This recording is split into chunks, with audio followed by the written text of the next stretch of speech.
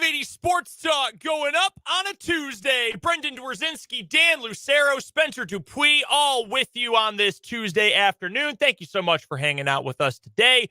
We've got a boatload to get to from NFL free agency. The Chiefs have been very busy today. A re-signing and a new signing. And is another deal possibly in the works. We'll get to all of that coming up here in just a few moments. In fact, we're going all NFL in this opening hour of 580 Sports Talk. Some former Chiefs and where they are headed. Plus, what is the rest of the AFC West doing? Is it anything to try to get better to keep up with the Chiefs?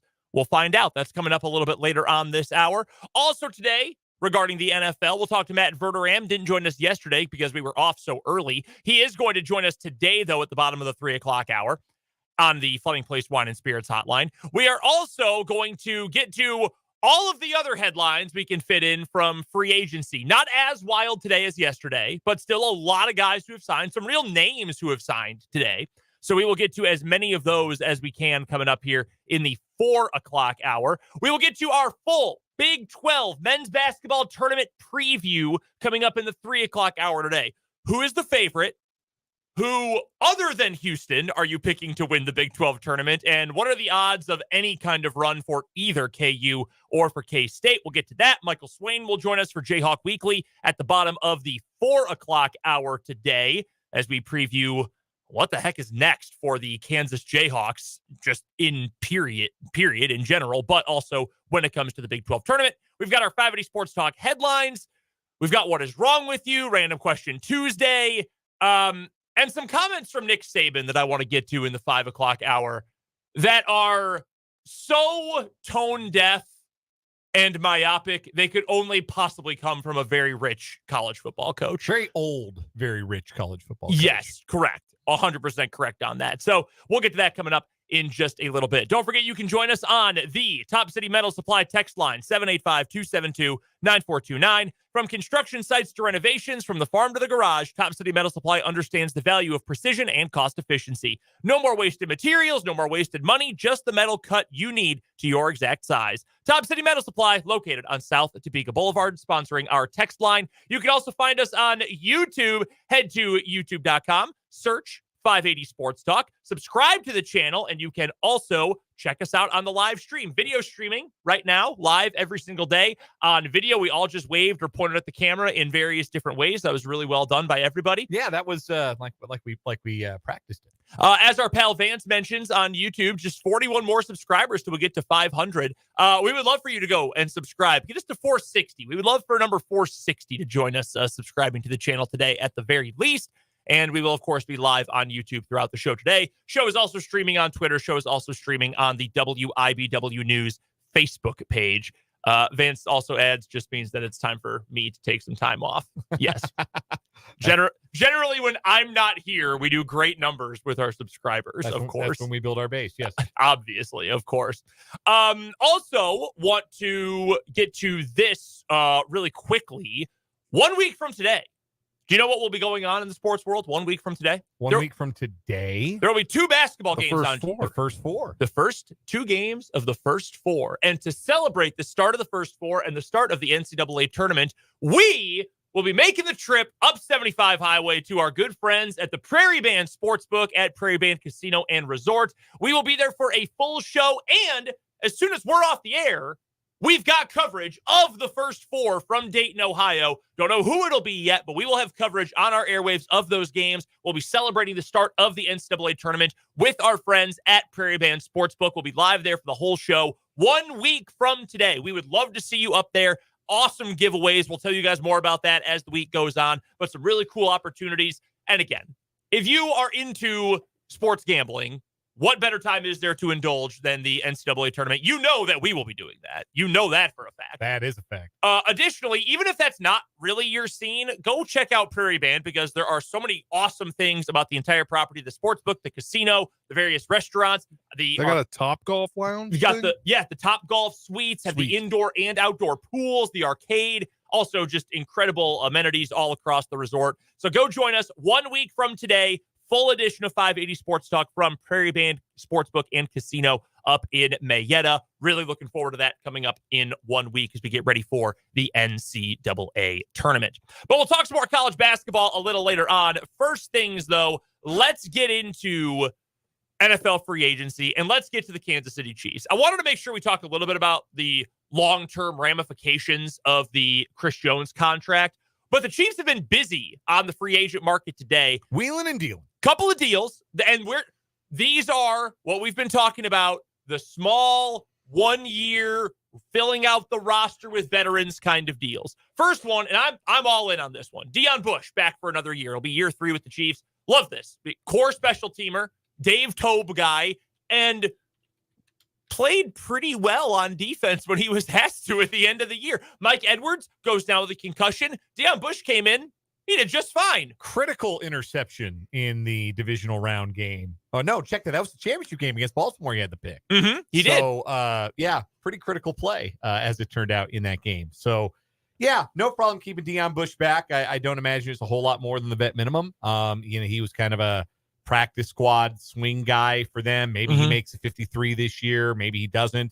But always good to have guys like that around who offer some continuity on the bottom of the roster. Those vets are really helpful to young players coming in, set an example, set a tone, all that good stuff. And obviously, he's a guy who doesn't have to get ready because he stays ready. We saw that on display in that AFC Championship game. And let's also not forget, from the divisional round, he is the one who led the charge to break up that Bills fake punt.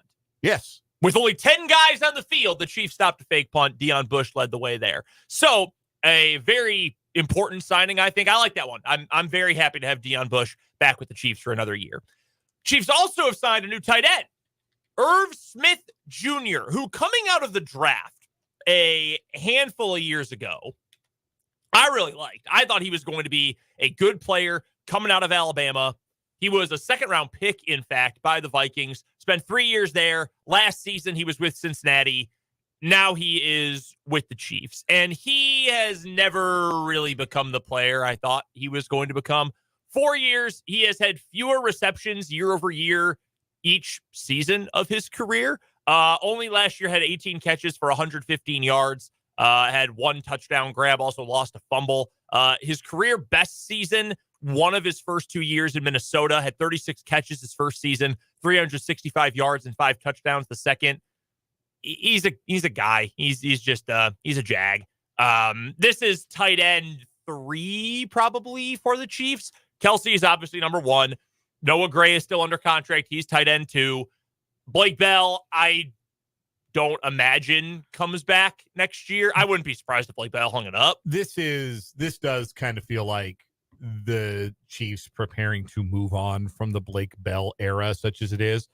It's been a injury-riddled career for Irv Smith Jr. He's only ever played a full season one time. It was his first year. Yeah, lost an entire season due to injury back in 2021. So injuries has certainly kept him from reaching the kind of potential you would hope a second-round tight end would reach. But if he's your third tight end, that's probably fine. That's really what we're talking about here, is the third tight end on a roster.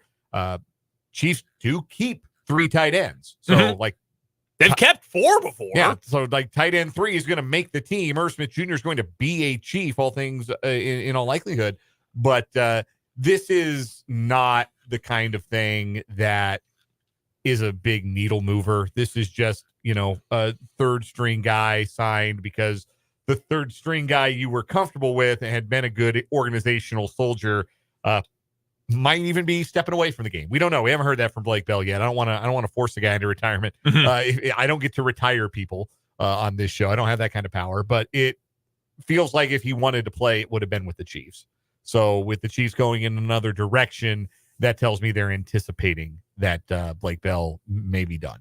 Additionally, the Chiefs are not issuing a restricted free agent tender to Jody Fortson, who, a couple years ago, it really felt like he was going to be a piece for this team, but he's just been so injured ever since. There was a report, though, that they are at least contemplating offering him a contract to come back to the team anyway as a free agent, which he might end up being tight end 4. He might end up being your practice squad swing guy at that point. So not really a surprise, but that's your guy. That's your new backup special teamer, third string tight end, Irv Smith Jr. The other piece of information I think is interesting to note here from Nate Taylor of The Athletic. Someone asked him yesterday, late afternoon, early evening, is there a wide receiver deal in the works for the Kansas City Chiefs?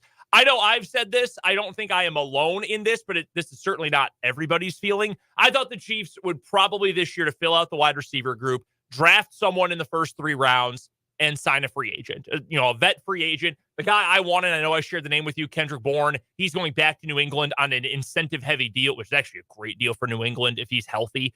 And that's the guy I wanted. He's not on the table right now.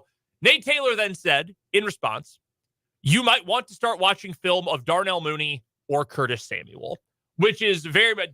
I sent a text to the group message between the 3 of us and said, we're about, we're close to a 4-hour show-length victory lap from Spencer calling Curtis Samuel. Commanders insider Spencer Dupuis with the scoop. The Babe Ruth calling his shot. I'm hearing from multiple sources that Curtis Samuel has had contract talks with the Chiefs.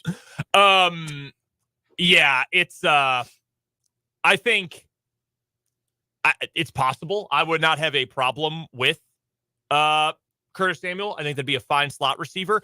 If it's going to be one of those 2 guys, it is going to be Curtis Samuel because Darnell Mooney is on his way to the Atlanta Falcons. 3 years, $39 million, $26 million guaranteed. To be completely honest with you, I am not upset the Chiefs did not give that contract to Darnell Mooney. No, I'm not. That's fine. I think you can get Curtis Samuel for cheaper, and frankly, I wouldn't have wanted Darnell. I think Darnell Mooney's probably a little bit more of a complete receiver than Curtis Samuel. Like, I'm not running Curtis Samuel on 9 route. Like, I'm not having him run a bunch of my vertical patterns, but I won't want to pay that much money for a free agent wide receiver from this class anyway. So I'm totally fine with the Chiefs passing on that. I'm sorry, Spencer. The big field stretching wide receiver, if that's coming to the Kansas City Chiefs, I think that's coming with pick number 32 in the draft, frankly. So I think you're right about that. I don't necessarily think that losing out on Mooney, who, he's your field stretcher, is a big deal. And certainly 3 years and $26 million fully guaranteed for a guy with 1,000-yard season is bonkers to me. Mm-hmm. Absolutely banana pants. Like, I can't believe that he got that kind of money. Like, what are the Falcons doing? I don't know. There's a reason that the teams that throw around the big money have that kind of money, have that kind of salary cap room year over year over year. Okay, so I had written this down yesterday, and I was talking to you about it, Dan, off the air.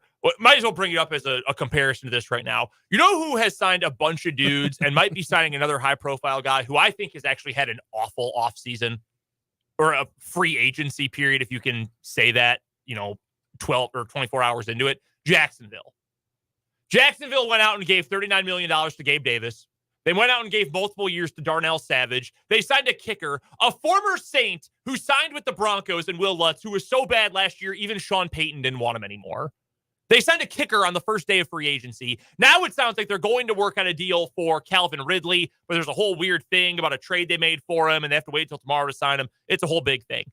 Like, the Jags have been bad for forever, say for what, like 3 years of their history? 3 years since 1995 where they've actually been legitimately good, and a couple years where they've been serviceable, last year included. Like, they're just throwing it around. We've all made fun of Gabe Davis ever since the Bills season ended. That like, oh yeah, someone's going to give him the Christian Kirk contract. In fact, he got his money from the team who gave the money to Christian Kirk. Like, they're just throwing it around. Bad GMs, teams that have been bad, that are just trying to, say a prayer to get this kind of thing figured out. Again, I don't have a problem not spending that kind of money. Certain teams, I could see it. Like, if you're the Commanders, okay, let me give you an example. A team that is rebuilding, a team that is probably, in the NFL, you can rebuild pretty quickly, just built based on how the league is built. But they're probably at least one more year away. I don't have any expectations for them to do anything big this year. I think you just need to build depth. Right. Like 2025, second year of a coaching regime, had some time to build the roster, maybe think, okay, we're going to push for the playoffs, but you have to spend money. There's a cap floor. You have to spend 90% of the cap at least.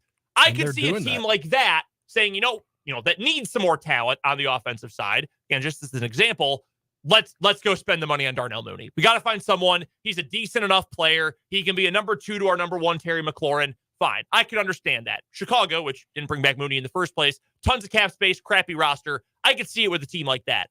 Everyone spent all day yesterday saying, well, shoot, Atlanta might win that division now. Got Kirk Cousins, all those weapons, new offense. I mean, shoot.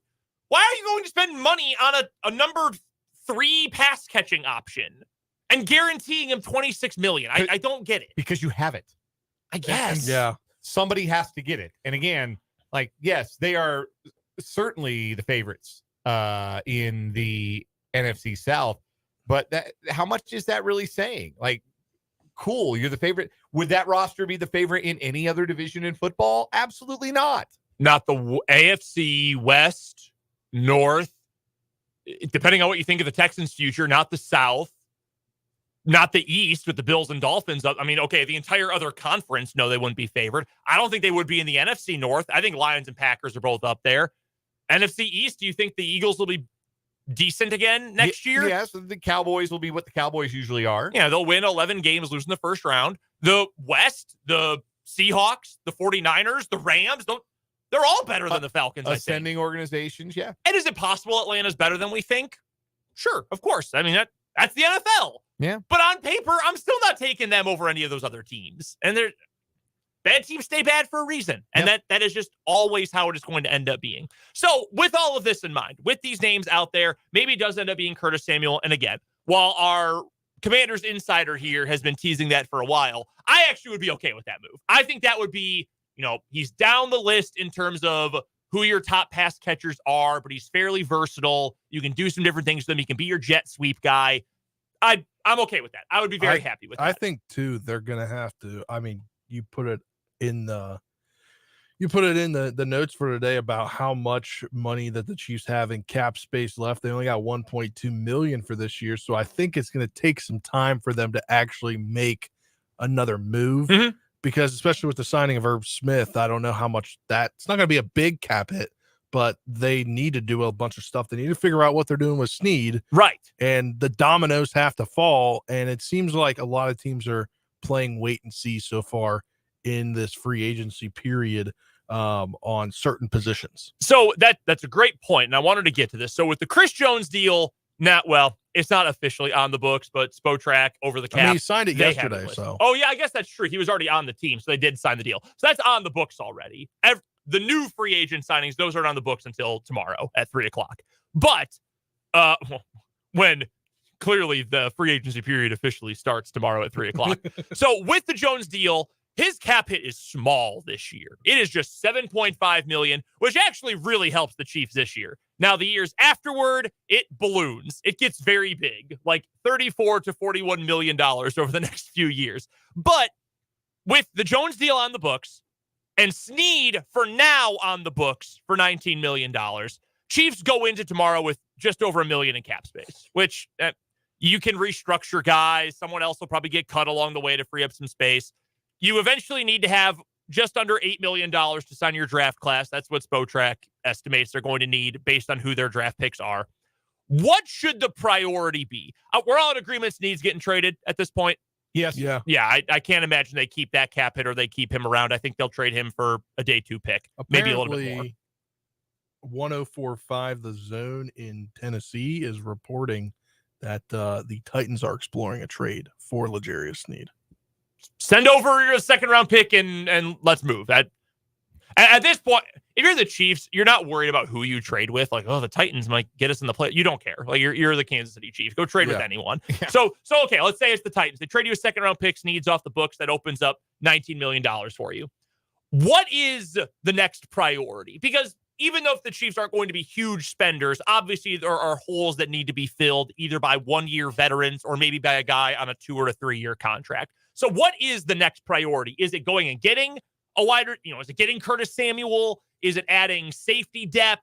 Is it adding offensive line depth?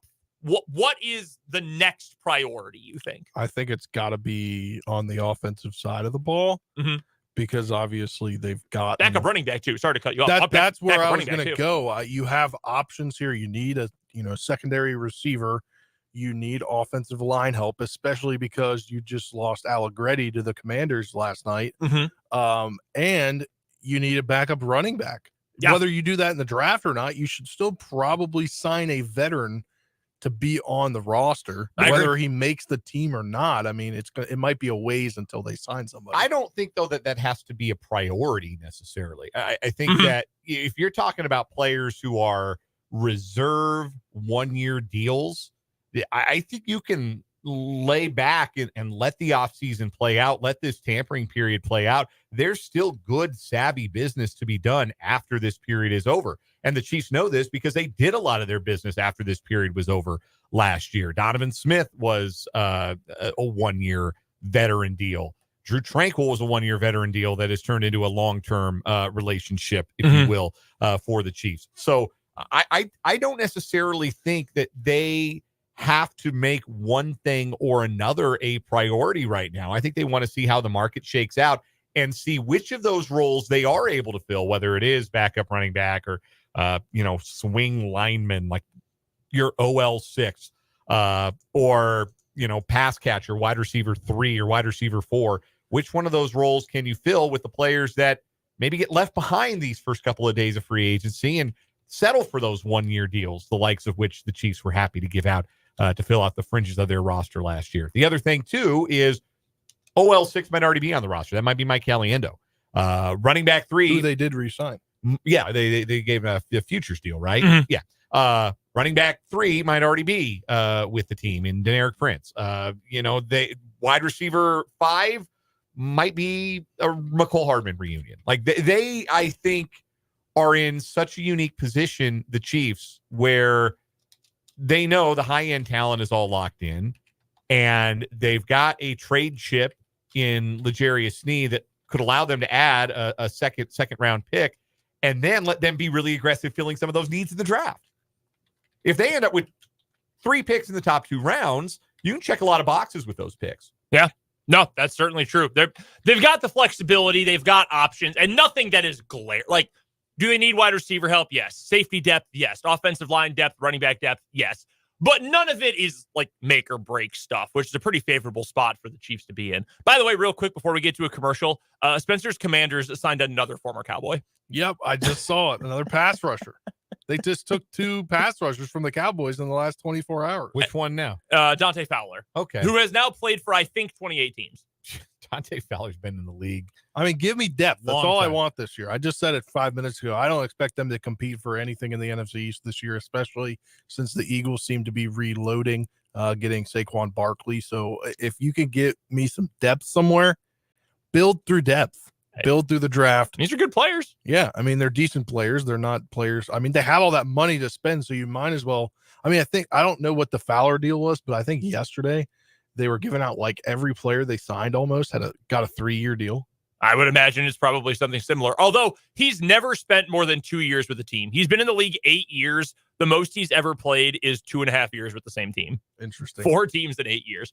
Coming up on the other side of this timeout, as we're just getting started on this edition of 580 Sports Talk, some former Chiefs have moved on to new homes. Spencer mentioned one of them a few minutes ago, Nick Allegretti, Tommy Townsend. We'll get to some other Chiefs free agents. And what is the rest of the AFC West doing as we gear up for the meat of the NFL offseason? That's coming up on the other side of this break. We're just getting started on this Tuesday edition of 580 Sports Talk.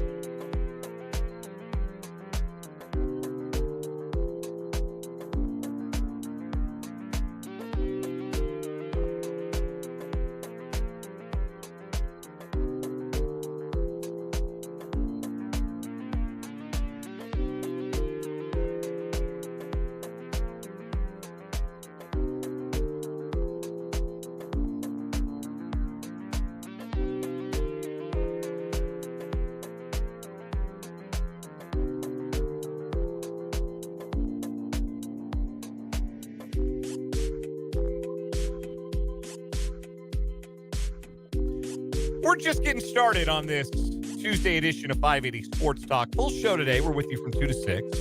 I'm Dan. Spencer's across the glass. Brendan had to step out. He'll be back. Don't worry. We haven't evicted him. He's always got business to attend to. He's always got business to attend to. He'll be right back. He will. We'll have him on later in the hour. Still to come on today's show, Matt Verderame joined us bottom of the 3 o'clock hour for his weekly hit. We'll talk NFL. Usually have him on Mondays, but we were short yesterday, so Matt graciously agreeing to move his time. We'll talk to him at 3:30-ish. We'll talk to Michael Swain of Fog.net in the 4 o'clock hour as well. So, Dan, you decided to switch it up today? With the camera angle? Camera-wise, yeah. So we're on our video stream, as always. YouTube, 580 Sports Talk. Twitter, 580 Sports Talk. Facebook page is WIBW News. And you may notice if you're a frequent viewer to the stream that you're looking at me from a different angle today. So we have the cameras suctioned to a glass window. And sometime between the end of yesterday's show and the start of this one, my camera fell down. That camera fell on the floor. So I tried to pick it up and affix it to the glass, and I could not do that. I could not re-stick it. So for now, it is standing on the studio table and providing a bit of a different angle on me. I don't know if I have a flattering angle or if I do, if this one is it. But this is how you're going to look at me today. So you're welcome, or I'm sorry, I guess is how I would put that. Vance in the YouTube chat says, I bet 10 people subscribe to the YouTube while Brendan is gone. Can we get some subscribers in the YouTube while Brendan is gone? Please go to YouTube, 580 Sports Talk, subscribe. If that number changes in the time that Brendan is out of the studio, it will be outrageously funny it will be funny to me, and it will be funny to Spencer, and it may be funny to Vance. And that's enough. Honestly, that's all we need. Again, 580 Sports Talk on this Tuesday. You can get in touch with us on the Top City Metal Supply text line as well, 785-272-9429. We mentioned in the last segment, a couple of Chiefs have found new homes. A couple of players are now former Chiefs. Nick Allegretti has a 3-year, $16 million contract from the Washington Commanders. Let's go. So does he have an opportunity to start in Washington? Yeah. Okay. Oh, yeah, 100%. So you thinking guard? I think a guard. Okay. They down left guard, right guard? Like what? I think it's Commanders insider Spencer Dupuis. Tell us, what is the inside track for Nick Allegretti to a starting role in Washington? I think it's going to be left guard, or I got to figure out which one it is, because they cut a bunch of offensive linemen. Mm-hmm. So Andrew Wiley, not one of them. Yes, not one of them. Which side note here, as Commanders insider, just found out a few minutes ago. Looking at the day one of legal tampering period recap from this year to last year, there is one player still on the Commanders roster, and that is one Andrew Wiley. So he shouldn't be there. Is he going to start at right tackle for them next year then? He's the projected, unless they can get somebody in. So Nick Allegretti, of course, played left guard in the Super Bowl and in the postseason after Joe Thuney got hurt, and performed admirably and obviously well enough now to have earned a multi-year contract. And that is really cool. Yeah, it'll be left guard. Okay. Because they got Sam Cosmi at right guard and Andrew Wiley at right tackle. And then they just picked up a center from the Cowboys, so they need a left tackle. Yes, they signed the veteran, Tyler Biadasz. Yes. To play center. So Nick Allegretti is going to go somewhere where he has an opportunity to start. If you're reading tea leaves, or if you're into reading tea leaves, that might be a good sign for Joe Thuney's health. Yeah. That they figure that he will be all systems go by the time the new season comes along. Those pectoral injuries can be tricky. But if Nick Allegretti thought he was going to maybe start some games in Kansas City, or if Kansas City thought they were going to need Nick Allegretti to start some important games for them this coming year, I think they might have found a way to try and keep him around. But this way, Allegretti gets a chance to play and start, and good for him. You know, he'll be one of those players. You know, he's not going to be one of the first guys you put on the Sporkle quiz. Name those Chiefs from the Super Bowl winning team in 2023. But every time you are reminded of Nick Allegretti's contribution to the Chiefs Super Bowl championship from this year, you will smile and you will say, yeah, they couldn't have done it without that guy. And that's a pretty cool thing. So, salute to Nick Allegretti. Hey, Dan. Yeah. I just refreshed the YouTube page. Yes. We have 465 subscribers now. Are we up 4 in this? We're like up 5? 6. 6? It was 459. We're up 6. Love everything about that. Keep them coming. YouTube, 580 Sports Talk. Go subscribe. We're gonna hold that over. We're gonna mention that to Brendan first thing when he comes back. Anyway, Nick Allegretti has a new home. Tommy Townsend also has a new employer. The Houston Texans giving Townsend a 2-year, $6 million contract. Now, punters typically don't make a ton of money. Good for Townsend for getting a multi-year deal. You could see that the Chiefs more tea leaves. Yes, weren't really all that interested in bringing him back when they signed Matt Ariza, and that had better work, both in terms of his performance and in terms of his conduct. That had better work. So Chiefs are sticking their neck out for a guy who was cut 2 years ago and entangled in some legal issues. Now he is no longer subject to criminal charges, or he's no longer being sued.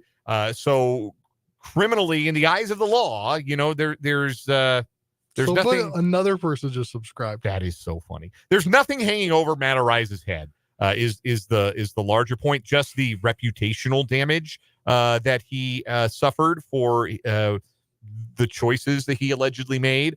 But he's going to have the inside track on being the Chiefs punter next year, and we'll see if 2 years away is too long to regain punt god status, or if the Chiefs have found another open box special that can deliver Pro Bowl / All-Pro caliber performance at the position at a lower price than what they would have had to pay if they were going to extend Tommy Townsend. So those are the first two Chiefs to find new places to play. There are other remaining free agents. Wide receivers Mecole Hardman and Marquez Valdez-Scantling are still out there. Willie Gay is getting some talk about going to the Steelers. That's interesting.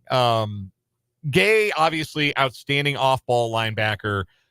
There are a lot of teams that have kind of cleaned out their linebacker rooms, like the Seahawks have cleaned out at linebacker. Steelers earlier today did sign Patrick Queen.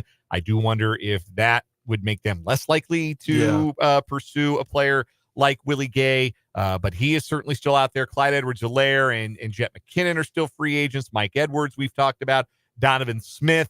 On the defensive line, Turk Wharton and Derek Nottie are both still free agents. Richie James, another wide receiver. Blake Bell at tight end. We have speculated that the Irv Smith signing that the Chiefs have made certainly means it's the end of Blake Bell's time with the Chiefs. Whether that is also the end of the Blake Bell era in the National Football League, I can't speak to that one way or another. But those players are all still on the market. I have to be honest, I'm a little surprised we haven't seen one of those interior defensive linemen sign. I think Nottie is just because he was hurt at the end of the year. That could be. That might impact his free agent. They want to see, they want to see how he comes back and what it looks like when he comes back. Also hasn't really been a robust free agent market at that position yet. It's really fascinating. It's working itself up, though, at the whole defensive line position. I think they're getting, like today, it seems like a lot more visits, a lot more things like that. Like on the DN side of things, Chase Young's got a couple visits lined up. So that I'm just seeing. Yeah. Leonard Williams was a big free agent at defensive tackle. Like the big names, right? Like Matabike got his extension from Baltimore. Christian Wilkins obviously going to the Raiders. Chris Jones obviously, but like the other guys, not the 3-down guys, your run stuffers. The other name I was leaving out there was Leonard Williams, who is re-signed in Seattle. The Seahawks just tweeted that, made that official. But like the 2-down defensive tackles, the specialists like Turk Wharton and Derek Nottie, there hasn't really been a robust market yet for those guys. And it's been interesting that a position where you've seen a lot of movement so far has been running back. A lot of running back movement. Saquon Barkley's got a new team. Austin Eckler's got a new team. The Commanders. Yeah. Jury's still out on that for me. Yeah, I don't blame you for being a little skeptical. Derrick Henry earlier today goes to Baltimore. A lot of interdivision movement in the AFC North with Patrick Queen going from Baltimore to Pittsburgh, Derrick Henry going from Tennessee to Baltimore. Interesting how that's all working out. But I do think that a lot of those names we read off, a lot of those free agents are probably not coming back to Kansas City.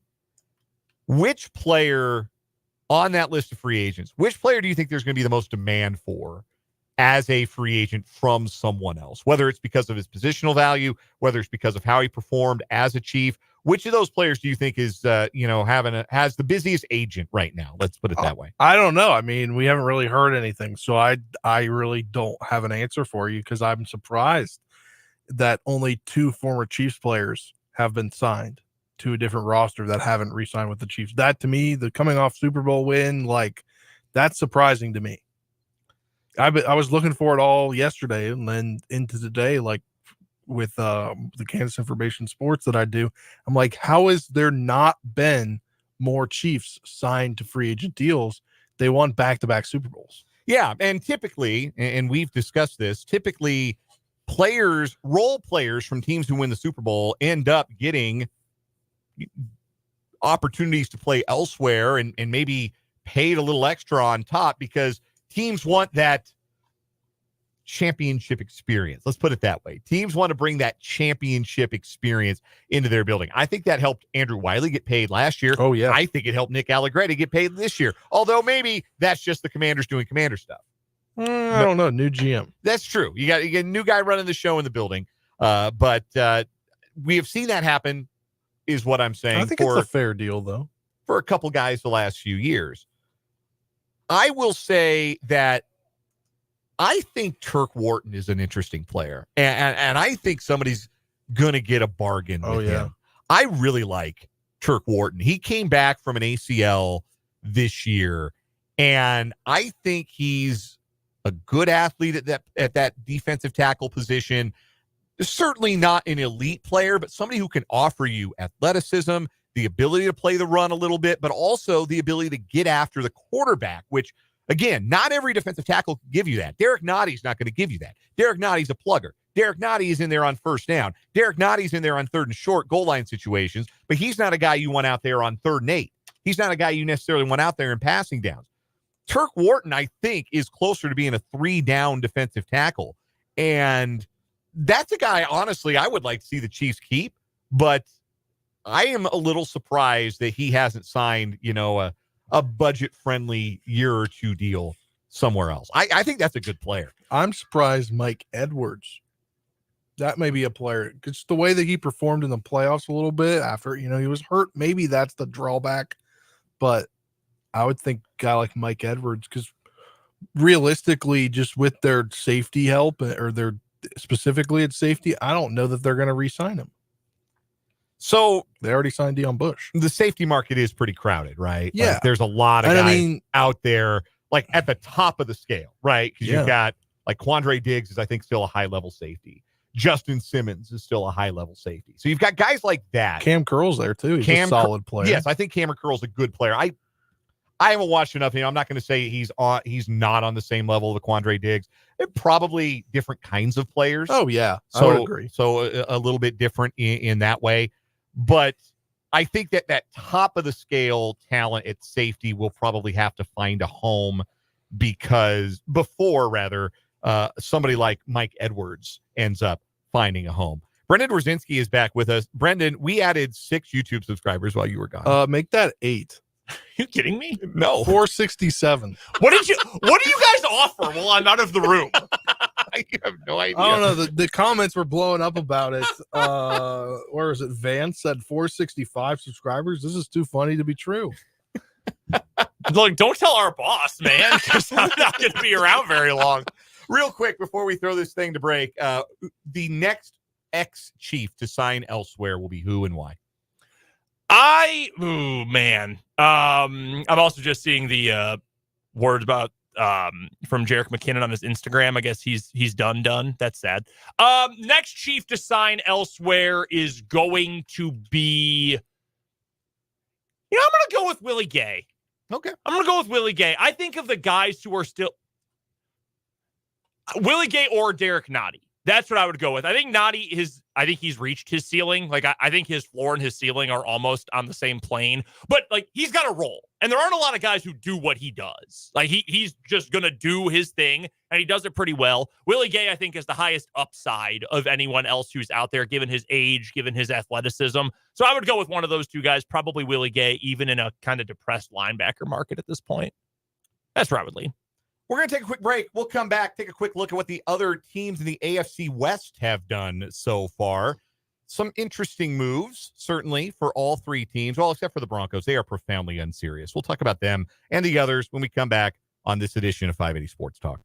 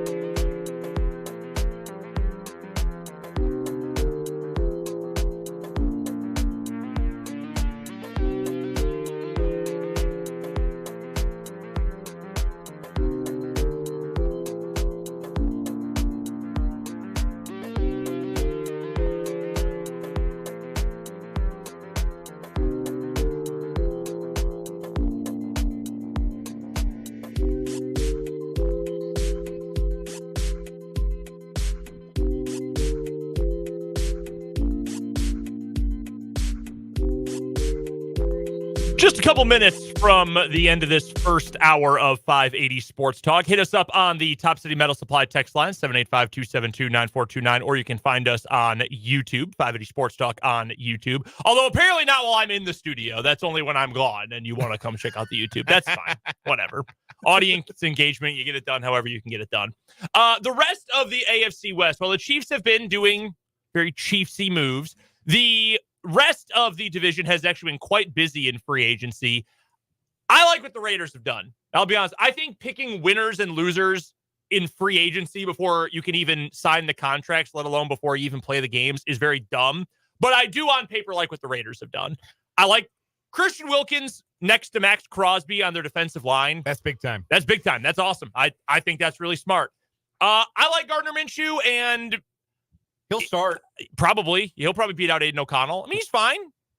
They're not a Super Bowl contender with him by any means, but probably not a playoff team, but you could do worse. Yeah. You could do a full year of Aiden O'Connell. Right. You could certainly do that. The Chargers are going to try to be Michigan. Yes. The real hardball is in full effect. Adding Gus Edwards, that's an upgrade over Austin Eckler to me, especially if that's how they're going to play. Like, if that's how you want to run the ball, you want to be physical, bring in a guy like Gus Edwards, bring in a big blocking tight end like Will Dissly. Like, those are very Jim Harbaugh moves. Gus Edwards is going to put up Larry Johnson rushing totals this year, like 1,700 carries on the season. He's going to threaten LaDainian Tomlinson's touchdown record. If that team is any good, he's going to score all these like 4-yard touchdowns. It's going to be amazing. 4 handoffs from the 1-yard line on 1st and goal every single time. The Broncos. They don't have a quarterback. They got turned down by Sam Darnold, which I think is really the saddest thing that I've ever said on good this for radio Sam program. Darnold, though, honestly. To have multiple suitors, to have choices, that is good for him. Good, you'll fix in Minnesota. Yeah. I'm sure you'll be the one. So he chose the Vikings over the Broncos. The Broncos did sign Brandon Jones, who I think is a decent safety. Like, fine. He's not as good as Justin Simmons, but they wanted a safety room full of guys from Texas. And now they have Brandon Jones, PJ Locke, and Caden Stearns. So they got a bunch of Longhorns. They've also Blake Gideon, your thoughts? They've also tacked a bunch of void years onto the contracts. The 2 guys they signed last year to big money, Ben Powers and Zach Allen, which is not typically the kind of thing you do when you're rebuilding. It's the kind of thing you do when you're like trying to push money payments back and move money around and try and get good. So I don't know what the Broncos are doing. Do they? I don't think they. No, I don't. George Payton sure as hell doesn't know what he's doing. The worst general manager in the sport. Yeah, I think at this point he's very, very bad. We will move on to the Big 12 basketball tournament and our preview coming up after the news here on 580 Sports Talk.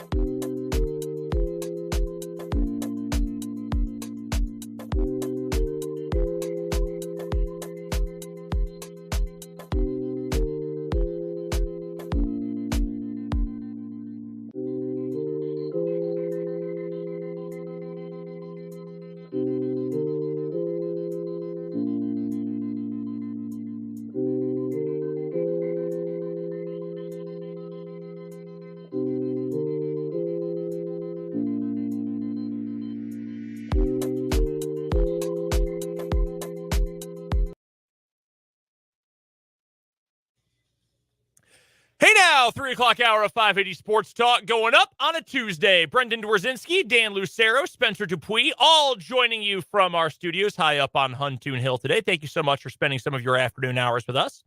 Make sure you go check out the show on YouTube. Head to youtube.com, search 580 Sports Talk. Go subscribe. Many of you apparently already have today. We appreciate that. Thank you so much for subscribing to the channel earlier today. You can also reach out and let us know your thoughts on whatever we're talking about on the Top City Metal Supply text line. No more wasting money on metal pieces that leave you with unnecessary leftovers. Top City Metal will cut exact lengths of aluminum, steel, and stainless steel tailored to your project's specifications. Start optimizing your budget with Top City Metal Supply on South Topeka Boulevard, just north of Forbes Field here in the capital city. Here in the 3 o'clock hour of the show, we'll get you our preview for the Big 12 men's basketball tournament, which is already underway. UCF just shellacked Oklahoma State earlier. Mike Boynton is so bad. Fired. Yeah, it's remarkable. And right now, West Virginia up on Cincinnati last I saw. Yeah, a halftime, game right? Half, yeah. Yeah, 38-36. Is that what it was? 36-34, something like that. Cincinnati crushed West Virginia just the other day. Senior day for West Virginia. Yeah, so that's an interesting one. Winner of that game is going to end up playing KU coming up tomorrow night. So we'll preview the rest of the Big 12 tournament here in just a little bit. We've also got Random Question Tuesday, and Matt Verderame is going to join us bottom of this hour for our weekly chat one day later than normal on the Fleming Place Wine and Spirits hotline, plus your comments on YouTube, plus your texts as well. We had one comment here from YouTube from Sam. Two, in fact. One, Zach Wilson to Denver would be hilarious. Agreed. Yes, I think we would all find that very funny. Extremely, yes. Sam also says he thinks the Chiefs will draft a tackle and defensive interior player before any wide receivers. That's an interesting thought. Very. Mm-hmm. But this draft is so wide receiver rich that I think you get a starter at wide receiver at 32 overall. I think this is one of those years where, to that point, it's a deep class, but the depth is at the top. I think it was Dane Brugler of The Athletic, who on a podcast a couple weeks ago said he thinks that he might have 17 wide receivers in his top 100 when it's all said and done. Top 100 overall players in the draft, he might have 17 wide receivers. That's a lot. So there's a lot of really good top-end talent as opposed to, yeah, there's like 2 or 3 guys at the top, but the real depth is in rounds 3 through 6. No, first, second round might have the most depth. I see where Sam's coming from, though. I think there's definitely some logic there. It's such a big need. I do think the Chiefs will try to address it with one of their picks in the early part of the draft, personally. This as well, just coming down the pipe, the contract number for Irv Smith with the Chiefs, 1 year, $1.3 million. They brought him in for a nominal fee as far as the salary cap goes. What was that? Close to vet minimum. Yeah, I mean, that's I think the vet min is what, 1.21 or something. Yeah, I mean, that's fine. I mean, shoot, if he doesn't make the roster, if you draft a tight end and they make the roster for Irv Smith, it's not like you're losing any money if you end up cutting him. So that's nothing. That's an easy, fine deal there for the Kansas City Chiefs. Let's get to the Big 12 tournament, shall we? Let's do it. One game already in the books. We already know that UCF just crushed Oklahoma State. Again, Mike Boynton is so fired. He's been fired all year, but he's really fired now. It get worse every year. You that's not how it should go if you're a good program. But here we are. West Virginia, at the moment, leading Cincinnati. Winner of that game plays KU coming up tomorrow. Let's start with the KU and the K-State notes here.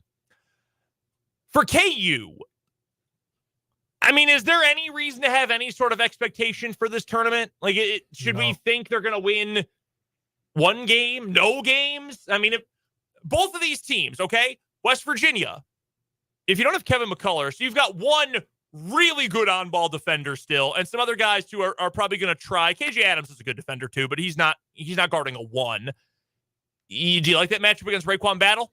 Jesse Edwards on the glass. KJ's a great athlete, but he's not a great rebounder. Yeah, that's it gets to be a tough matchup. The flip side of that, though, is when was the last time that Kansas basketball played a game where the expectations were this low? Been a while. I know that for sure. I couldn't even give you a time when they've been this low. I mean, I don't know. Maybe the guys they got go and just let it hang for 40 minutes and just go play and Bill Self calls a great offensive game. And Nick Timberlake goes off again. Nick Timberlake hits like 6 threes. Like, I still think a diminished version of KU could beat West Virginia or Cincinnati. I don't necessarily think that's going to happen, but I think it could. You're not beating Baylor, but you nothing for Eves Missy. No. Parker Brown trying to guard Eves Missy. Just foul him. Yeah. Do the old press Virginia. Just foul every play. Are they going to call it every time? They can't suspend us all. They can't.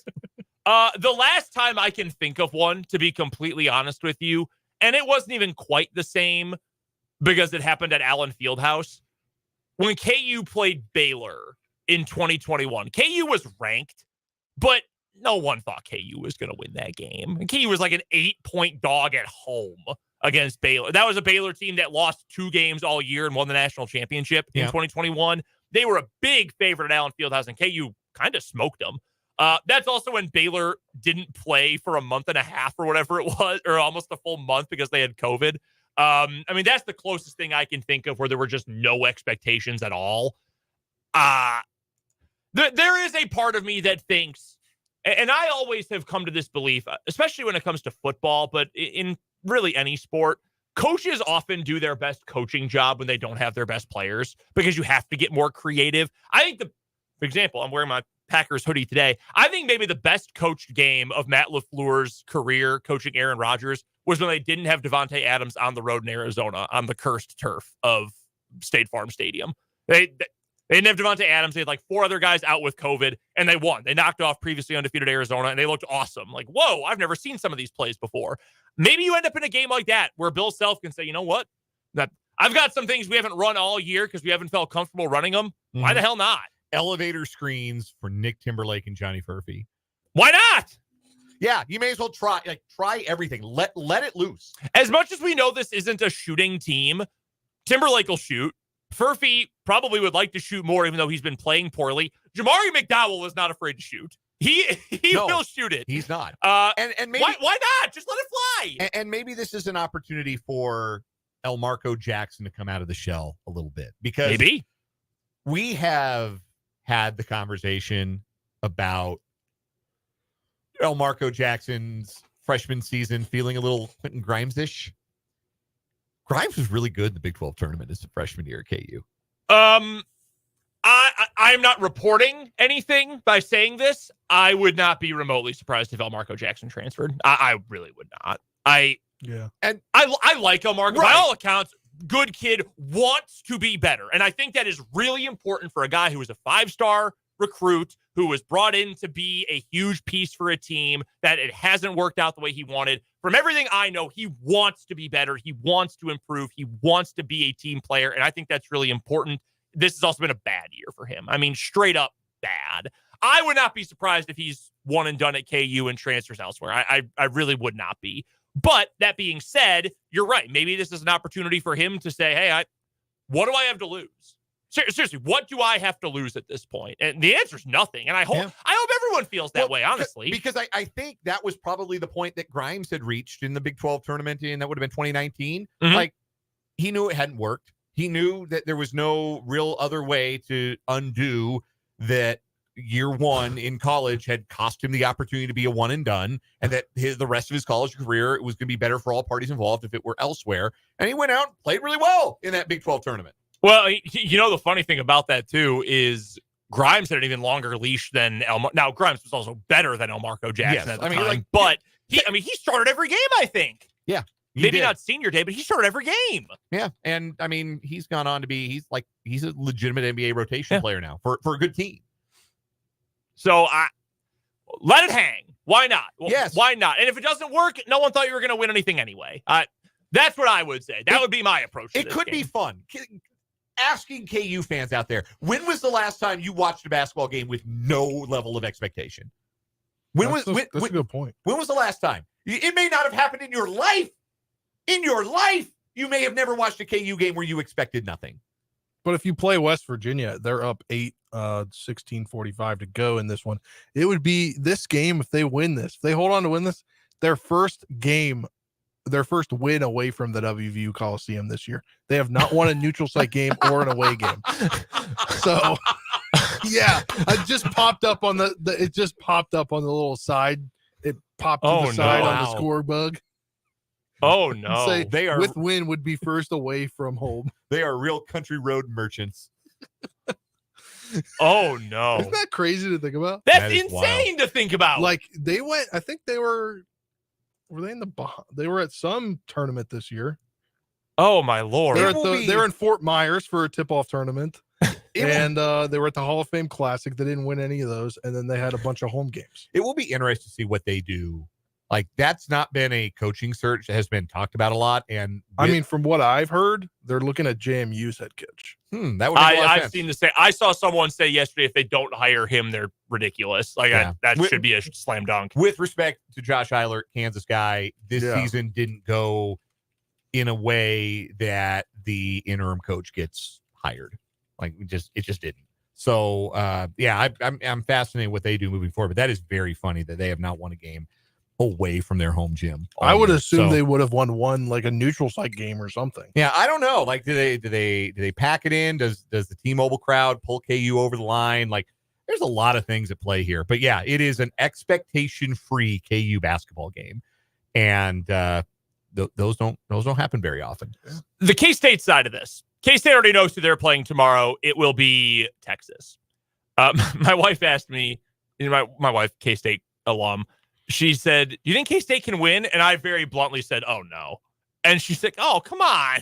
It's like, I guess they can, like, at their best and at Texas's worst. I mean, it doesn't even have to be their best. Texas by 3 in the one contest this year. Yeah, but it never felt like they were gonna win that game. Is the thing? Yeah, like, that was a game, and it was in Austin, so obviously different environment maybe changes things a little bit, but it just never felt like. And not that Texas is spectacular, but it just didn't feel like K-State could score enough. And again, Texas is the 7th seed in this tournament for a reason. It's not like they're a spectacular offensive team, but they've got a lot of different offensive weapons. And if one guy's having a night off, if Tyrese Hunter's not making shots, then Max Asmus is making shots. Or if it was the case like against K-State where Asmus wasn't making shots, then Dylan Dessou can score a bunch of points. And Dessou's a really athletic big. K-State's had trouble with some of those throughout this season. So I don't love the matchup for K-State. I would have liked it better if they would have gotten another crack at Oklahoma, for example, or if they'd have played Cincinnati again. I think they match up a little bit better with Cincinnati. But no, they ended up with Texas. The one thing I will say is that I do think that back to the wall adversity seems to bring the best out of Jerome Tang's teams. I agree. And that is a factor that comes into play in this tournament because I think they're talking about it internally. I heard Jerome Tang's press conference yesterday. He talked a lot about, we'd like to get 2 wins. People say, 2 wins could get us into the tournament. I think they're talking internally like, we got to win the whole thing. So, back to the wall.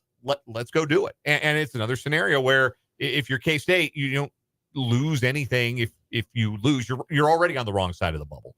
It's not like K-State enters this tournament last 4 in, and there's the desperation of, oh man, if we lose this game, we might not make the tournament. No, if you lose, you're definitely not making the tournament. You're already, as it stands, not making the tournament. So the only thing you can do is play your way in. So again, for K-State, it's a similar kind of mindset, I think, as KU. Just go out and let it rip. Let it hang. No, I'm with you on that. I wanted to ask, and this, I feel like I'm piling on now that I say it out loud, and I'm really not trying to. But, I mean, how seriously should we be taking a K-State needs to run the rack to make it to the tournament discussion? Like, just on K-State's side of the bracket, Texas, Iowa State, one of either KU likely or Baylor, and then in the championship game, likely Houston. Like, that's the kind of road you have to run through to make it there. Yeah, that's asking a lot. That's a huge ask. We did just see him beat Iowa State. Like, and it's not like if this was BYU, the way BYU plays, where they're going to shoot. And it doesn't matter if they're good, it doesn't matter if they're bad, off night, great night, whatever, they are going to shoot. I think you could more readily make an argument that, that kind of team, you get hot for 1 week, you could do that. That's not K-State, though. And I don't know that the style K-State plays with is really amenable to winning grinders over and over and over again against more talented teams for a full week. Yeah, that it feels more like, stylistically speaking, the kind of thing like a team that's wired like a Houston or wired like a Texas Tech or wired like an Iowa State. I mean, there's a reason Iowa State has been traditionally pretty good in this tournament. And that goes beyond the crowds that they get for their games, which are a big deal. It's that style that kind of helps see you through. Like, it doesn't matter if we're not making shots. We're gonna create our own opportunities. We're gonna be mentally tough, and we're gonna hang in this game for 40 minutes. The thing is, I think K-State's got a little bit of that to them. They just aren't as efficient offensively as they need to be to really make it work over the course of a broader season. But they still a top 20 defensive team in the country, right? Yes, number 20 according to KenPom. So yeah, that's the selling point. I think if you're trying to sell me on K-State making a deep run, it's they smother teams defensively for 40 minutes 4 times, and Carter and/or Perry and/or Kaluma hit a decent enough volume of threes. Like, K-State's probably got to make 9-10 threes a game. I've seen some talk recently, and I've seen this from people who cover K-State, and also I've seen it from non-K-State folks too, saying, why aren't we talking more about the Wildcats on the bubble? Like, they've got some good wins. They don't have any truly bad losses this year. Why aren't we talking about them more as a bubble team? The metrics hate this K-State team. Like, they really do. K-State is 70th in the net right now. That's not going to get you in. Per KenPom, K-State comes into today 68th with a nearly outside the top 200 non-conference. It's moved up a little bit. They're 192 in non-conference strength of schedule. That's not exactly a great calling card there. Got a winning record overall, but a 8-13 record against the top 2 quads. They're undefeated against the bad teams they've played this year, 10-0 against quads 3 and 4. I don't think that's a good enough resume to say, well, the metrics are good enough to get them in with a bad tournament. I think they've got to win it all too. I think they have to make it not just to Saturday, but probably win on Saturday. I originally thought maybe they could get to the championship game. Nah, I think they got to win it all. I really do. I think they have to get the automatic bid. Are we all in agreement Houston's favorite here? Yeah. Best team, maybe the best team in the country. Yeah, they got to be the favorite. Give me a team other than the Cougars who you think has the best chance to win this. Iowa State. Yeah. Again, it's a series of home games for them. Yeah, and again, it's a style thing. The way that they play gives them the opportunity, I think, to grind out the 3 games in 3 days. I don't know about anybody winning 4 games in 4 days. Like, I don't see like BYU or KU. It's really hard, I think, to win 4 and 4. The only way I can see it for BYU is, again, they shoot 40+% from 3 4 days in a row. And I mean, they might, but good. I could see them getting to a semi. I could see them winning tomorrow in the early game and then coming back and beating TCU. Like, I could see that. Like, sure, TCU being the 4th best team in this conference is still like a little mystifying to me that they were able to pull that off. I don't. Texas Tech. Yeah. My bad. Tech, to me, that I don't know who they're going to play in the first round of the NCAA tournament, but pick them. Yeah, pick that team against Texas Tech. No, I'm with you. I do like Grant McCaslin, though. I think he's a very good coach. I do too. I think very highly of what he's done there in year 1, and I think their long-term outlook is really positive. I just like this year's team. Like, I don't know what they do well. Like, like it seems like what they do well is, hey, Pop Isaacs, go do something, or hey, Darian Williams, go crazy. Metrics love them. They're top 25 in KenPom. Yeah, they only had 2 guys, I think, on the all league teams. Yeah, I think that's a credit to McCaslin as much as it is anything. I think Iowa State probably would be my number 2 favorite. Baylor's got the talent to do it, though. That they intrigue me. I don't like it, but they definitely do intrigue me. One other thing I want to note before we get to Random Question Tuesday. I know that Disney is trying to get you to subscribe to ESPN Plus. I understand that. I know they want to drive subscriptions. Dog, they couldn't have given Pat McAfee a day off. They had to re-air First Take on ESPN2 today. You couldn't put Big 12 tournament games on actual cable. You had to put those on ESPN Plus. Then tomorrow, 2 more games are on the Plus, including the K-State game. More people watch McAfee. I know. Hey, it's just frustrating. No accounting for taste, but more people are going to watch the talking head shows than. Are they even on repeat for that? Like, is that because KU plays at 6 o'clock Central?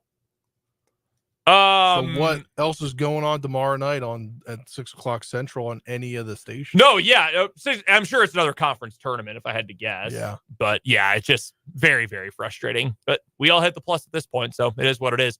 Coming up next, Random Question Tuesday. Then Matt Verderame will join us later on this hour on 580 Sports Talk.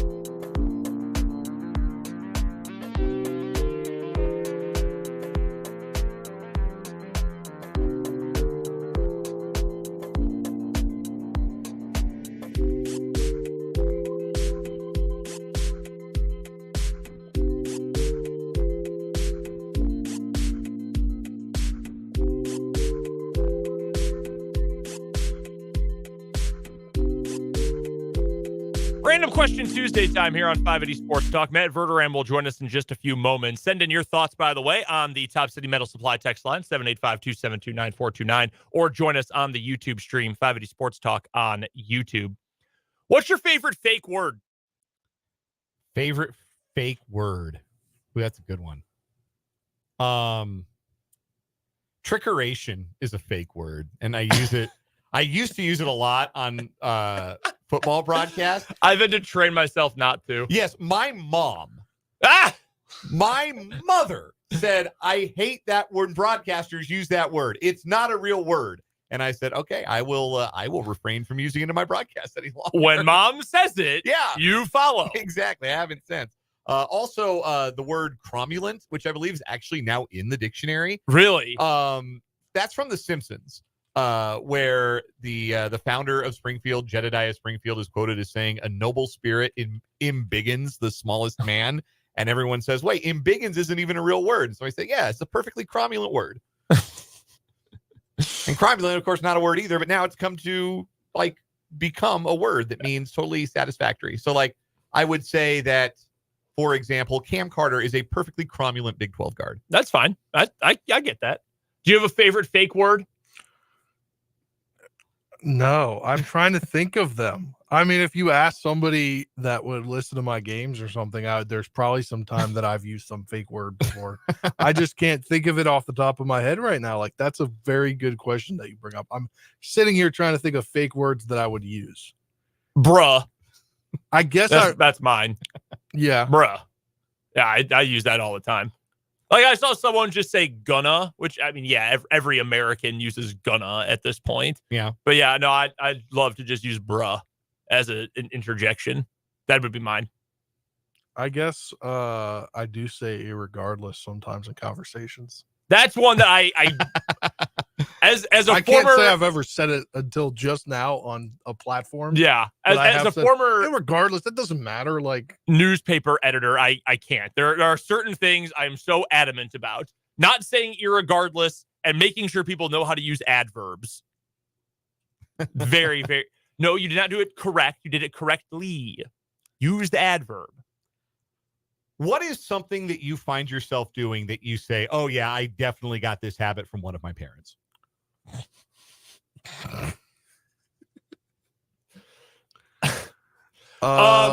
This one's very easy for me. Telling my wife, dang, we got here at just the right time.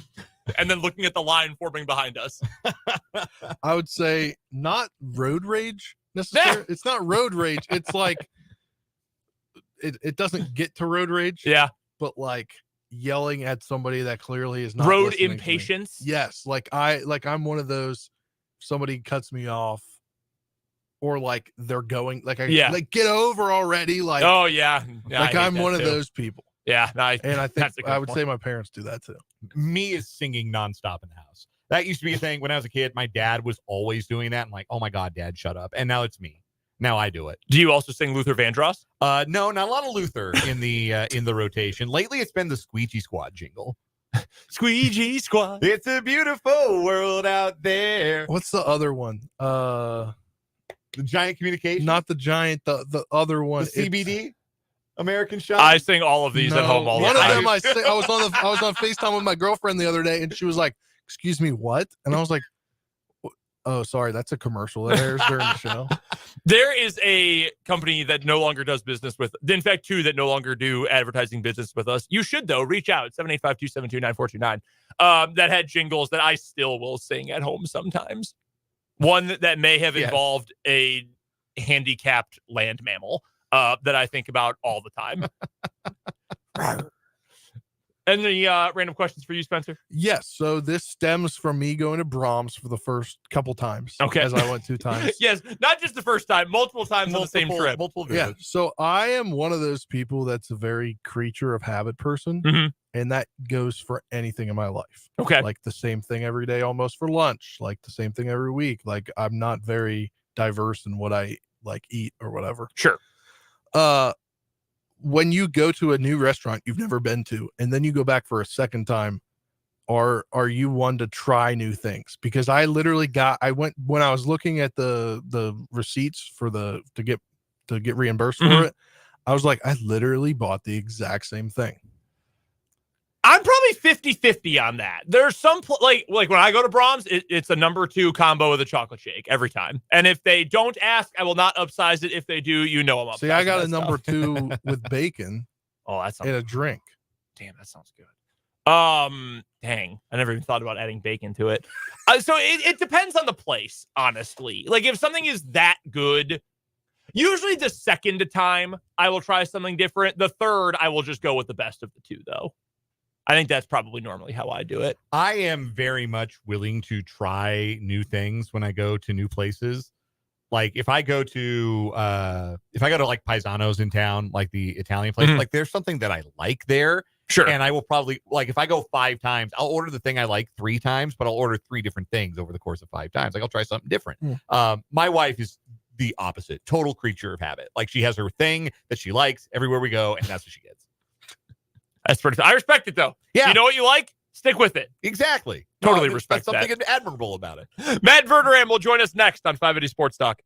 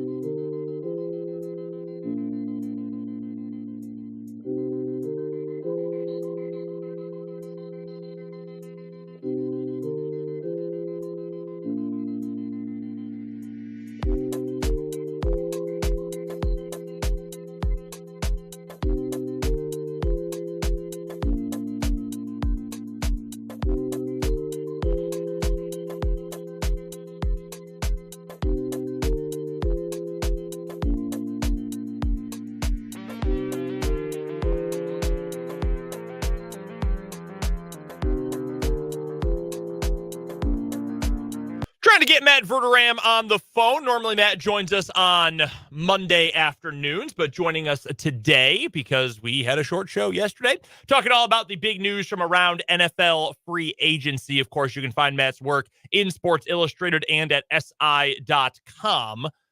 We'll get him on here on the Fleming Place Wine and Spirits hotline as soon as we possibly can. Vance on YouTube mentioned chicken fried steak a moment ago in the comments, and dang, am I hungry now. I love chicken fried steak. Yeah, chicken fried steak is really good. You know, I made air fryer chicken fried steak one time, and it turned out really good. I'm going to need that recipe because that sounds delicious.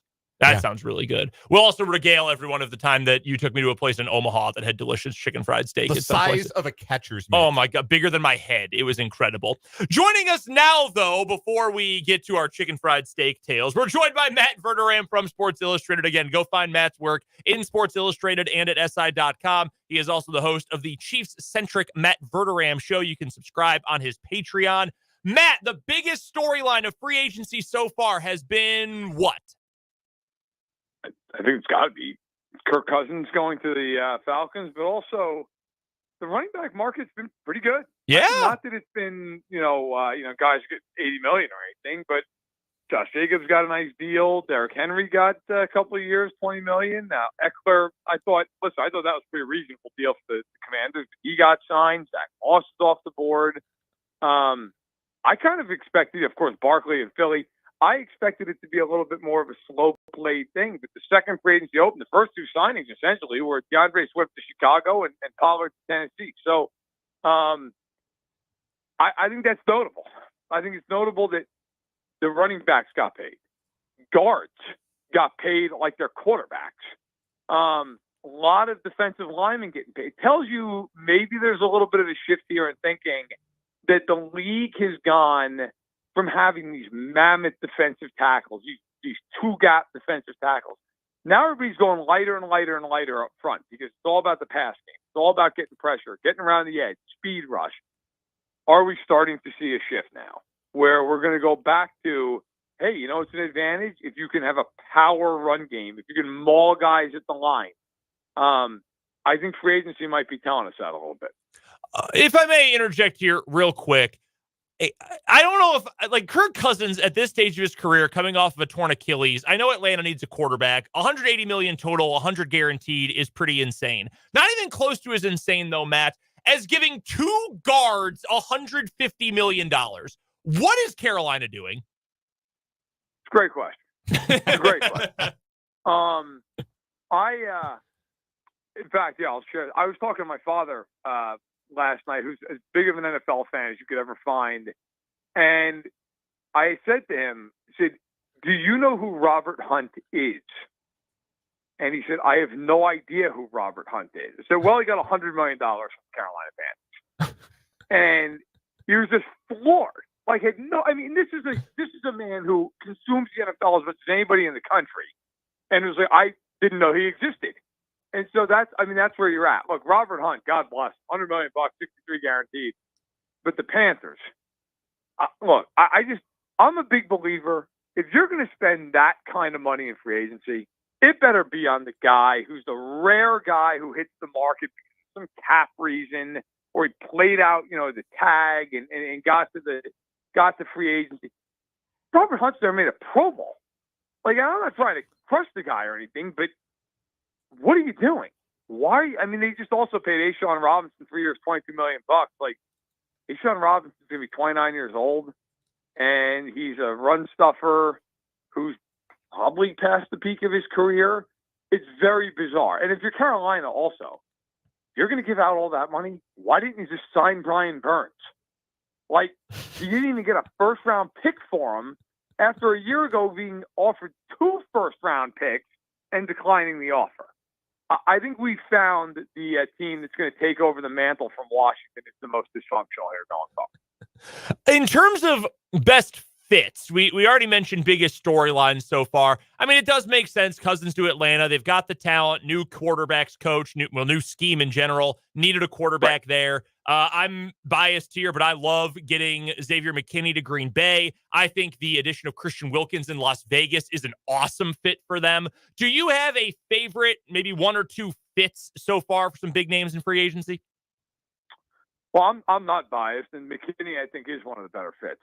I think he's a great signing by the Packers. I actually think Jacksonville's free agency's kind of been a mess, but I really like the Mitch Morse signing. The rest of their signings, I can leave them on the tarmac. But Mitch Morse, he goes to a scheme that he knows because he played in it with Doug Peterson in Kansas City, and I think that's a really good fit. And Jacksonville needed help on the interior, so I really like that signing for both sides.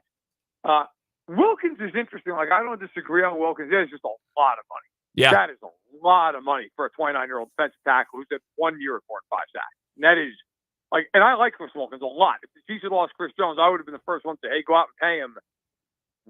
I don't know if I would have gotten the $85 million guaranteed. And that's a ton, but Matabike got a lot of money guaranteed. Of course, Jones just blew the water out of the boat with the contract he got. But yeah, I think, look, I'm not a big guy on paying running backs. I thought the Eagles, both with Barkley and with Bryce Huff, I think did a nice job. And not surprisingly, Howie Rose in the middle of it. But, Huff's a really good pass rush specialist. And Barkley in that offense is going to be ridiculous. If they're healthy offensively next year, that's the best offense in football. That offense, what do you do? How do you curtail it? I mean, unless Hurts regresses, they're going to score 30 points a game without even blinking. So there were some moves that I thought, Dorrance Armstrong going to Washington, I like that. He goes back with Dan Quinn. But yeah, I think there were a lot of moves that I thought, made sense. The Rams upgrading their offensive line again. I think, some smart moves were made, and a lot of moves were made that are probably going to end up being dead cap pitching here or two.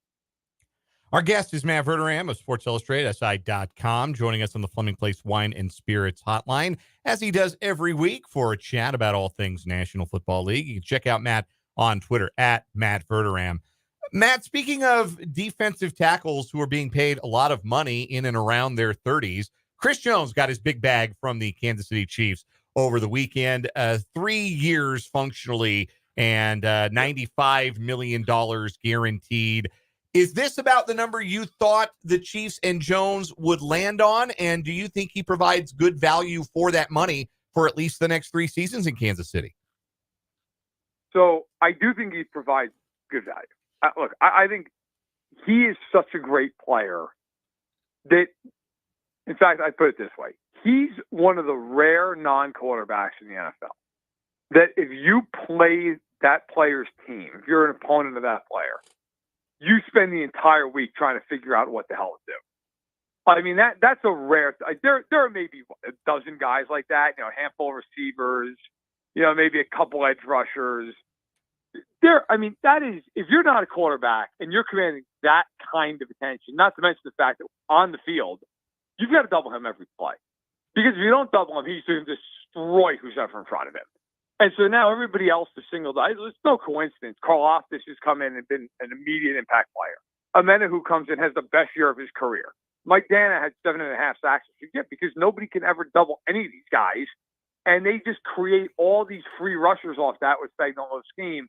So, yes, I do think even if he slows down a little bit toward the end of the deal, he's still going to be worth it. Now, the other part of that question, I did not expect the Chiefs to give him $95 million guaranteed. I did not. And I don't know anybody who expected that. Talking to people in Indy, whether people like myself who cover the league or talking to people in the league, I think the general thought was 80 is probably like the limit here. I think the one thing in that contract that helped the negotiations along, Hunt's now got to give that money in escrow, but he's got to do it in 2 separate payments because they're rolling guarantees, not 95 straight up in the beginning. Some of that's going to be guaranteed next offseason. So it helps the Chiefs both with Hunt cutting a big escrow check, but also with the cash budget this year, because now it's not $95 million out of your cash budget this year. It's far less than that. So it helps the Chiefs both cap and cash wise, but also Hunt not having to take out all that money, which I know people say, well, that's cheap. Well, that's a lot of money in interest that he's making, and he's not making it when it's in escrow. So it was surprising that they guaranteed all that money, but in the end, I think if that's what it meant, if that's what it needed to be to keep him, then that's what it needed to be, because they're not they're not even close to the same defense without that guy. Wanted to ask about, you mentioned the Kirk Cousins signing in Atlanta. The first kind of quarterback domino that ended up falling was Russell Wilson choosing Pittsburgh. He's going to play on the veteran minimum from the Steelers while the Broncos owe him all the rest of his $30+ million. And he'll compete with Kenny Pickett, but that's not a competition. Wilson's going to be the starter in Pittsburgh coming up in the fall. Do you like the fit? Do you think Wilson has some good football in him? And do you think that they can make that work and be a contender in a rugged AFC North? I think that the signing makes sense for both sides. I don't know that Wilson was going to get a chance to start just about anywhere else. And if you're Pittsburgh, you made the playoffs last year with Kenny Pickett and Mason Rudolph actively trying to sabotage your season on the center. Specifically Kenny Pickett. So I get it. Now, there are people out there who go, hey, Russell Wilson, 26 touchdowns, 8 picks last year. Like, I watched every snap Russell Wilson took last year. He was not good. Okay, those numbers, that's all fine and well. If you actually watch the games, he was not good. Still, he's better than Kenny Pickett. So for Pittsburgh, who's paying him the vet minimum, I get it. I mean, look, there's no downside. You know, that's fine. I expect it to be a one-year thing, and then they move on. I do not think Wilson's all of a sudden going in there and being great all of a again, I don't think that's going to happen. Could he be better, with some of the weapons they have, the Pickens and the Freiermuths, Deontay Johnson, 6th round? Sure. I think they're a threat to make the playoffs. I don't think they're a threat to compete. I don't think they're going to all of a sudden wind up in the AFC title game. I think best case scenario for them, they're a wild card team. And they get blasted to oblivion in the wild card round. But, look, in the AFC, it's hard not to have that feeling. I mean, unless you're Kansas City, maybe a healthy Cincinnati or a Baltimore team, your ceiling's probably the wild card round. It's very, very difficult in that conference. Matt Verderame, our guest here on the Fleming Place Wine and Spirits Hotline. And Matt, we talked about this in our opening segment of the show, but last night on Twitter, it was talked about that Curtis Samuel could potentially be a guy to come to the Chiefs. Do you think he'd be a good fit with the Chiefs? If not, where do you think he'd be a good fit? Yeah, I think he would be. Look, he does a little bit of everything, and he's a guy who's had over 600 yards the last couple of years in Washington, where they've had no quarterback play. I mean, Sam Howell has not exactly been great. It's been a struggle. So I do think Samuel could come in, and be a guy who's a secondary option in the offense. I don't think he's going to all of a sudden usurp Rashee Rice or anything, but could he be wide receiver 2? Maybe. Probably better served as a 3, although you could make him a 2, and maybe with Mahomes, works out okay. But I think for the Chiefs, you've got to get one of these veteran receivers. It doesn't have to be Calvin Ridley. It can be Tyler Boyd. It can be Hollywood Brown. It could be Curtis Samuel, and that's fine. But they have to get one of them, because if you get one of them, then you go into the draft, and you're at least in a position where you don't have to force the issue. You don't have to go in there and go, all right, look, guys, whoever is the best receiver 32 we're taking. Like, you can then sit back, and right now, the other question with the Chiefs, of course, it's looming over everybody's head, is L'Jarius Sneed. And with every passing day, it gets harder and harder to trade him, because teams are spending all this money. Teams are filling in their needs at corner. Like, with every passing day, you look at it and go, maybe they'll just keep him. Maybe they'll even try to sign him long term. And if that happens, then that's one less need you'll have to, look at in the draft. I think the rest of free agency for the Chiefs, receiver at the top of this list and then on down, should just be about giving yourselves the most possible flexibility in the draft, so you're not pigeonholed when it's Thursday night and you're on the clock and go, well, we have to take this position. You want to be able to go, hey, we can go 3-4 different ways here, and that's fine. And Matt, Curtis Samuel's former team, the Commanders, they made 11 signings. Nobody really flashy, but what do you think of what they've done so far in free agency? You know what? I think they've done an okay job. They brought in Nick Allegretti, which is great for Allegretti. I mean, life-changing money, deservedly so. Good on him. Dorrance Armstrong, I like that move. Bring him over from Dallas. I know they brought in Dante Fowler Jr. today. Dan Quinn kind of bringing over some of his guys. Tyler Blados, the center. on a 3-year contract. They're trying to remake that offensive line. Brissett leaves, in free agency, goes to New England. But I think that kind of, opened the door for Mariota to come in. I believe they'll still try to trade Sam Howell, and then they'll draft the quarterback number 2 overall. So look, Washington's doing what Washington probably should do. They're resetting the team. They are trying best they can to move off of some of these guys who have been there for a while. Things haven't worked out. Now they're trying to shuffle everything. And again, that's going to happen when you have a new staff, you have new ownership, you have a new GM. I mean, there's going to be a lot of change. I'm not surprised.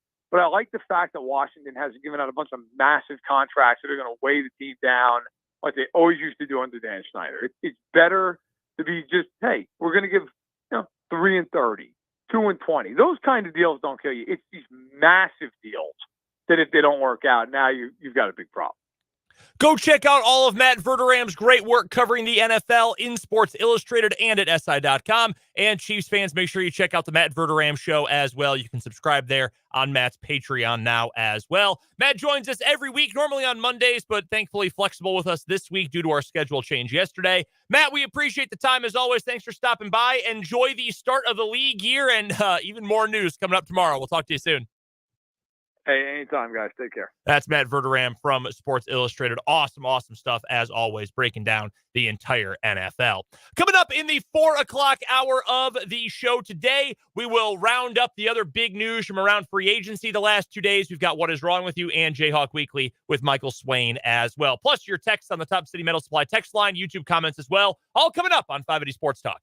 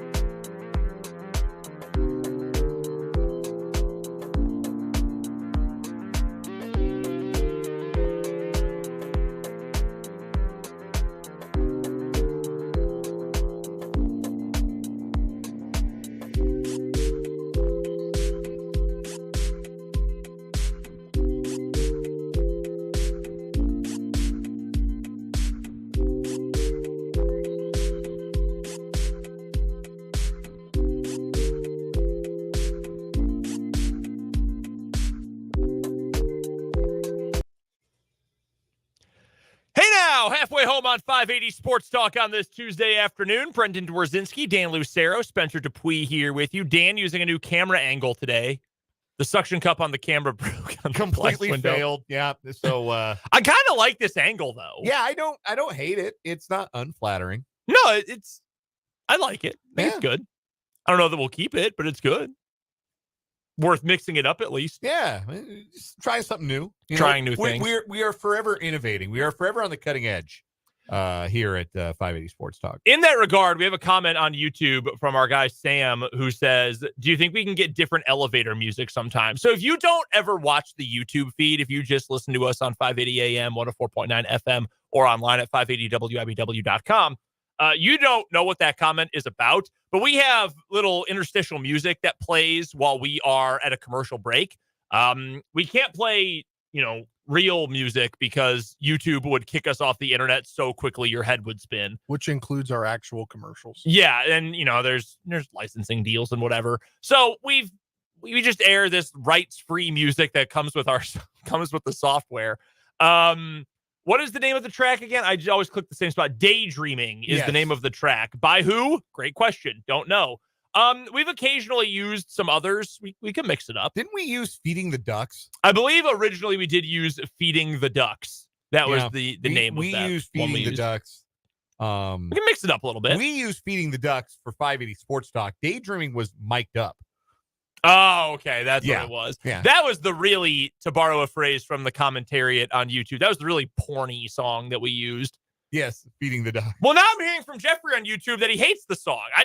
Has this been a negative thing this whole time? We just weren't unaware. You guys are tired of the elevator music? I have been told by a few sources that it's an interesting choice of music. Listen, I'm just trying to keep us on the internet. I don't want us to get our thing taken down. We'll go back to Feeding the Ducks next break. All right, yeah. We'll see how the people feel about Feeding the Ducks. We'll cycle through everything. We've got a number of them here. And let us know. Like if we light upon one that you find to be particularly pleasing to the ears, let us know, and maybe we'll ride with it for a while. Jeffrey Heads, let's feed ducks. All right, we'll cycle through them the rest of the show if you're on the YouTube, and we'll find out what you like. We're gonna get to some more. What we really need is how if you watch MLB TV, they have those baseball Zen commercial breaks because they don't. Show Abby loves those. The baseball Zen. We need like a 580 Sports Talk Zen. Yeah, that YouTube is just TV does those. That is just like me sending a tweet in slow motion.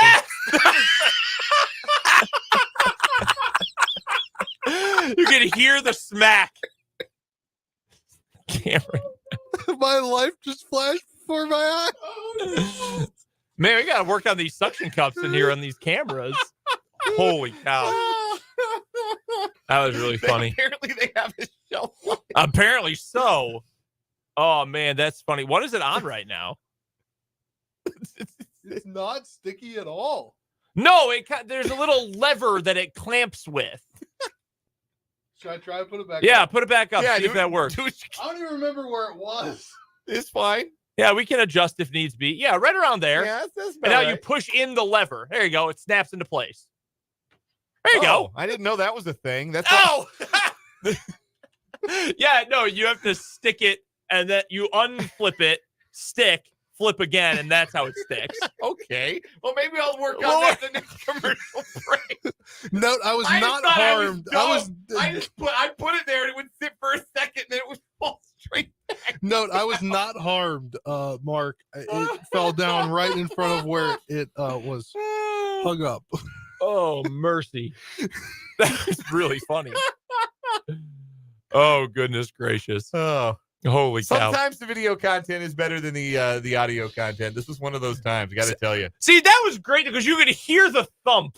You could hear it smack on At least the radio counter. people knew what was going on. Oh, my gosh. That is too funny. Oh, that is wow. really funny. Again, 580 Sports Talk on YouTube is where you can find the video stream of the show. And, of course, 580 AM, 104.9 FM. And you can listen online at 580WIBW.com. We'll get to Michael Swain a little bit later on here in the hour. We will also update you right now. The Big 12 tournament, West Virginia, you'll never believe this, has blown its lead and now trails by 5 with 12 seconds left against Cincinnati. So it's looking like it'll be Cincinnati versus Kansas coming up tomorrow night, last game of the day in the quarterfinal round of the Big 12 tournament. No, it's not the quarterfinals, is it? It's the second round. Yeah, Second round. two. Yeah, round 2. Excuse me. Quarterfinals will be coming up on Thursday this week. We've also got What Is Wrong With You, and we'll get some NFL notes as well. Hit us up on the Top City Metal Supply text line if you want us to hear what you have to say about anything we're talking about on the show. From construction sites to renovations, from the farm to the garage, Top City Metal Supply understands the value of precision and cost efficiency. No more wasted materials, no more wasted money. Metal cut to the exact size you need at Top City Metal Supply, located on South Topeka Boulevard. And of course, the comment section on YouTube is open as well. We had a clarifying question here from Laramie in the YouTube comments that asked, can L'Jarius Sneed be tagged by the Chiefs? So Sneed has already been tagged by the Chiefs. In fact, they've already applied it to L'Jarius Sneed. Our assumption, though, is that they are going to trade him at some point. This will be a tag and trade scenario. Otherwise, because you can play salary cap games with a contract, like a regular contract, like for example, with Chris Jones, he will only count $7.45 million, I think it is, if you round to the if you don't round to the 10th.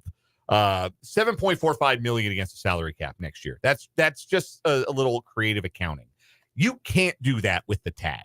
So whatever the tag is, the full value of that counts against your salary cap, which in the case of L'Jarius Sneed, that's $19 million. That's a pretty hefty cap hit. Mm-hmm. So that's sort of the disincentive for using the franchise tag for teams is that it is pretty costly against the cap. So that's why it feels likely when you combine that with all of the reporting about the Chiefs giving Sneed a chance to have a conversation with other teams about a possible trade and a possible long-term deal somewhere else, that will help, theoretically, the Chiefs find a trade partner and be able to send Sneed somewhere where he will sign and get the bag he deserves, and the Chiefs get fair compensation, which, again, probably in the range of a second-round pick. By the way, and this is perfect timing and a perfect segue, Chris Jones is speaking right now about his new contract and said in this Zoom press conference, quote, deep down, I felt like I was never leaving, and said he wanted to be here the entire time. Additionally, earlier today, L'Jarius Sneed spoke. He was at a Big Brothers Big Sisters event in Kansas City, and he said that while his life is stressful right now, quote, hopefully I'm still with the Chiefs. Hopefully I'm still here. We know he likes KC. We know he loves Spags. Those two have a very tight relationship. We'll see. I do think a trade is eventually coming for L'Jarius Sneed.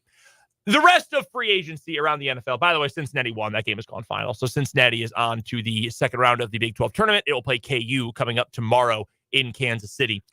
Asked this to Matt Verderame earlier, the best fits he has seen so far from who has signed or who is going to sign in free agency. I will ask you guys the same question, and it's hard to keep up with all of the moves that have been made. We know most of the big ones at this point.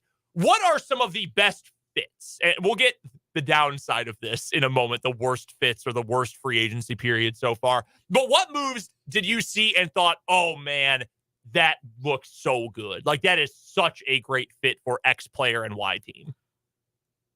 He mentioned Xavier McKinney going to Green Bay. Mm-hmm. That makes a lot. Green Bay needed some safety help, and McKinney, I think, was probably the best one available. Mm-hmm. I also like Cincinnati adding there with Geno Stone.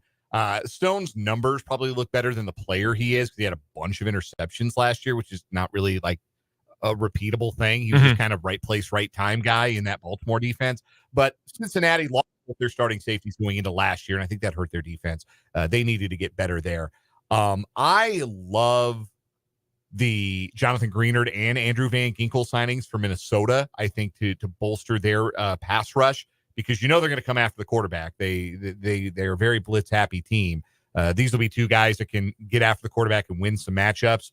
And Commanders insider Spencer Dupuis, I want to know how you feel about this. But I think Frankie Louvu is one of the most underrated players in all of the National Football League. And he's just been toiling away on a Carolina team that stinks. Frankie Louvu in a Dan Quinn defense has a chance to be an outstanding addition. Yeah, I think it's interesting when you look at the makeup of these free agents on the defensive side. You've got now two guys from the Commanders. The Commanders. That was the name. That is the saddest combination of that was the organizations name after Ron with. Rivera. Then they named that last year after Ron Rivera kept bringing in all those guys. But no, out of the Panthers and the Cowboys, you've got it's an interesting move so far. But building depth, that's what they've got to do. I think 6 of the 12 they brought in are on 1-year deals, which indicates to me that they want to see where these guys go. They obviously have cap room this year, which means they have cap room next year and the year after, and the cap's just going to continue to balloon. Sure. So I'm not 1-year prove-it deals. I'm all for. I mean, especially if a guy is a solid contributor, like the Chiefs saw with Drew Tranquil, who is a solid contributor to the team, and you bring him back on a decent deal. So I think the Commanders could do something like that. But I think linebacker is one spot they really needed help because they were using a weird combination last year of Cody Barton, and I can't remember who else the other guy was. They haven't really had a great linebacker since Lennon Fletcher. Well, they have one now. They have one now because Yeah. I think Frankie Louvu is that good. How many just true traditional old school linebackers are in the NFL right now? Because to me, Louvu is that guy. Yeah, it's not a long list. Like Bobby Wagner's getting close to the end. I actually think another former Seahawk, and he's not a great player. He's a good player. I think Jordan Brooks is kind of in that mold. He's okay against the pass. He tackles a ton. I kind of like Brooks as a player. Roquan Smith is that kind of yes, guy. Agreed. Nick Bolton is that kind of guy. Yeah, Bolton's one of those guys for sure. Honestly, I think Bolton even more so than a Roquan because Smith is a little smaller. Yeah. But no, I like those moves. For you, Spencer, moves that just really felt like a good fit off the rip. I don't even know right now. I mean, there's quite a few moves. I think Derrick Henry to the Ravens is going to be a great. That offense is just going to be unstoppable if he can stay healthy.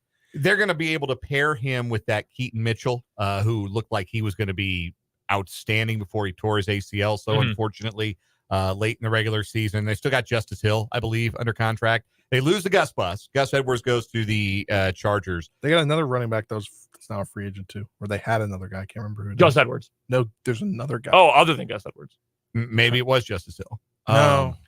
But my point is the stuff they do in the run game combined with somebody who I still think has some life like in his legs in Derrick Henry. Like he's not a 300 carry guy anymore, obviously, but I don't think he has to be because your quarterback is a running threat. You have a speed back like Keaton Mitchell. You have some J.K. Dobbins. That's the one. It always hurt. Yeah. I really like that addition. I think that Henry will be able to be deployed by Baltimore in a way that will get the best out of him as he enters this like second stage of his career. We talk about the thunder and lightning running back combos, having the guy who can be the hammer and the nail, if you want to call it like that. You don't usually get those guys on the field at the exact same time, but the Ravens can do that now. Theoretically, they could have 3 different styles of running the ball all on the field at the exact same time. If you went double backs with Derrick Henry, Keaton Mitchell, and then Lamar Jackson as your quarterback, that's going to be fun. I'm very interested in how that one ends up working out. I think for me, a couple of the ones that I really liked in the long run, mentioned Xavier McKinney going to Green Bay. Love that. Packers needed a safety as desperately as you could ever possibly need a safety. So I think that one makes a good amount of sense. Detroit had to get a corner. I don't know that Carlton Davis is the best stylistic fit for what they try to do defensively, but they had to get a corner desperately. They also needed a pass rusher. They signed Marcus Davenport, who I don't think is all that good, but he's a pass rusher nonetheless. I actually agree on both points regarding Jacksonville that Matt Verderame made last hour. Mitch Morse is a good player, advanced age for an offensive lineman, never been a star center. I mean, he's never been as good as Jason Kelsey, for example. I mean, that's the go-to now for, top of the line centers, but he's a very solid player and they needed offensive line help. I hate the rest of their free agency so far. Gabe Davis, Darnell Savage, and a bad kicker in Will Lutz. No, they didn't sign Will Lutz. Oh, they didn't? Lutz changed his mind, went back to Denver. Really? Yeah. Wow. Yeah. I think the cornerback market's been interesting so far. Yeah, I do too. Because I would have thought the Commanders would have signed a cornerback with Kendall Fuller being gone. There are a lot of good teams that need corner help. And there's only 3 or 4 off the board. Yeah, right now Detroit's really been the only one to address of like the teams that fancy themselves contenders that could use a corner. Which then seems interesting for Snead. Yeah, I wonder how many of them maybe are calling, making overtures to the Chiefs. Yeah. trying to see what they can get. I mean, I think with Snead, you have an interesting situation because he is tagged, but he's exploring a trade. Mm-hmm. If you're a team that needs a cornerback, you could potentially wait here just a little bit and see what else you can bring in free agency at certain deals. And like, I wouldn't be surprised. It would be a big move, and I don't know if he's going to make a big move in his first year as GM. But I mean, L'Jarius Sneed to the Commanders would be very interesting. I think that's what's going to set up the rest of the cornerback market. I think they're waiting for that domino in particular to fall. Flip side, worst fits. Moves that make you say, what are you doing? I'll give you one right off the top. The Carolina Panthers have given $150 million to 2 guards and now signed another bad off-ball linebacker. They just signed Josie Jewell, who stinks. 3 years. He stinks. 3 years for Josie Jewell. He's one of the most unathletic linebackers in the league. In a league in which you need athletic linebackers now. I don't... What are they doing, man? What are the Packers doing with Josh Jacobs and then cutting Aaron Jones? And now he's going to their division rival, the Vikings. Well, I think that's a head scratcher to me. I think Jacobs is better than Jones. I don't, to be honest with either. you. Here's the difference. Aaron Jones was on a pitch count for 13 weeks, missed 5 weeks because of an injury, and is about to turn 30 years old. Josh Jacobs is 26. Josh Jacobs got almost an identical contract from the Packers to what Aaron Jones signed with Green Bay when he was 26 years old. I think Minnesota's very stupid for signing him, to be honest with you. Like, I love Aaron Jones in terms of like quality of person. I think he's one of the best people in the NFL. Genuinely one of the best people in the league, and everyone around the league will tell you that as well. The Minnesota Vikings are not a contender to win the division, let alone win a Super Bowl right now. You want to go give $7 million guaranteed to a running back, and you're going to start Sam Darnold at quarterback? Please, be my guest. Sam Darnold as the mentor to J.J. McCarthy. Like that's or whoever, Jaden Daniels, Michael Penix, whoever they like. A team that sets themselves up to have an interesting year if they can make moves on top of this is the Bears. Can they trade Justin Fields, and what if they I don't think they can. What can they get for him? That's the fascinating thing. I don't think they can. I don't. So many teams that have kind of been in that middle tier, like, we're kind of looking for a quarterback. We don't know if we really need a starter. We at least need to bring somebody in who could be a capable backup. We might draft a quarterback. A lot of those teams are doing business like Minnesota, like Pittsburgh, Atlanta, Vegas.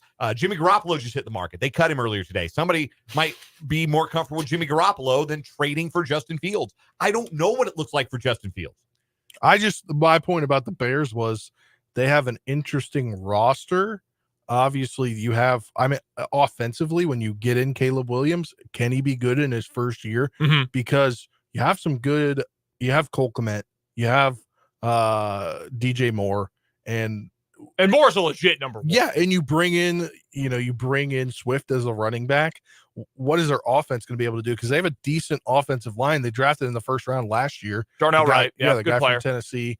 And their defensive line seems to be set.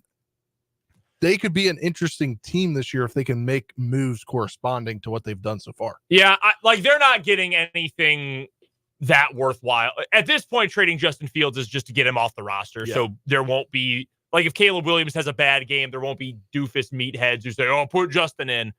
It's actually wild that Justin Fields has become the meathead option at quarterback. That is, let me tell you, I would not have ever expected that when he was drafted by the Chicago Bears. They are interesting. I will say that they are far improved. Their offense should be better with Shane Waldron, who I think has a very limited ceiling as an offensive coordinator, but is better than Luke Getsy in that regard. So it's curious for sure. And they will have Caleb Williams as their starting quarterback next year. Yeah. That's for certain. One last thought about like the edge defensive line group that has signed so far. I really like a lot of these moves. We mentioned Bryce Huff in Philadelphia.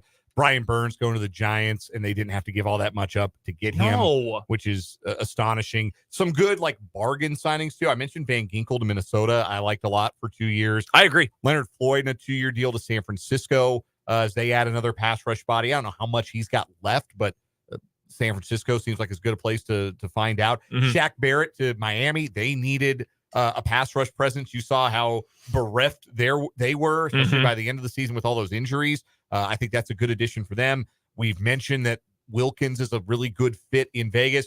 And then Houston giving Danico Autry 2 years and $10 million. Danico Autry is a really good player. He's a good player. I like that addition a lot for Houston. That doesn't completely erase the loss of Jonathan Greenard, who was their second best pass rusher behind the rookie Will Anderson this last year. But that's a good addition for Houston. So we've killed the Panthers, I believe, today on the show about what they've made. Yes. Scott Barrett, who is a fantasy guy, he tweeted, by popular request, combining the Brian Burns, Bryce Young, and Christian McCaffrey trades, the Panthers traded 24-101 for which is Caleb Williams, Christian McCaffrey, DJ Moore, 2023 round 1 top 10 pick, 2023 round 2 pick, 2024 round 1 pick, 2025 round 1 pick in exchange for a 1-year rental of Brian Burns, a 5'10" Bryce Young, an outside linebacker DJ Johnson, who's PFF's 125th highest rated edge player, and 2 round 5 picks.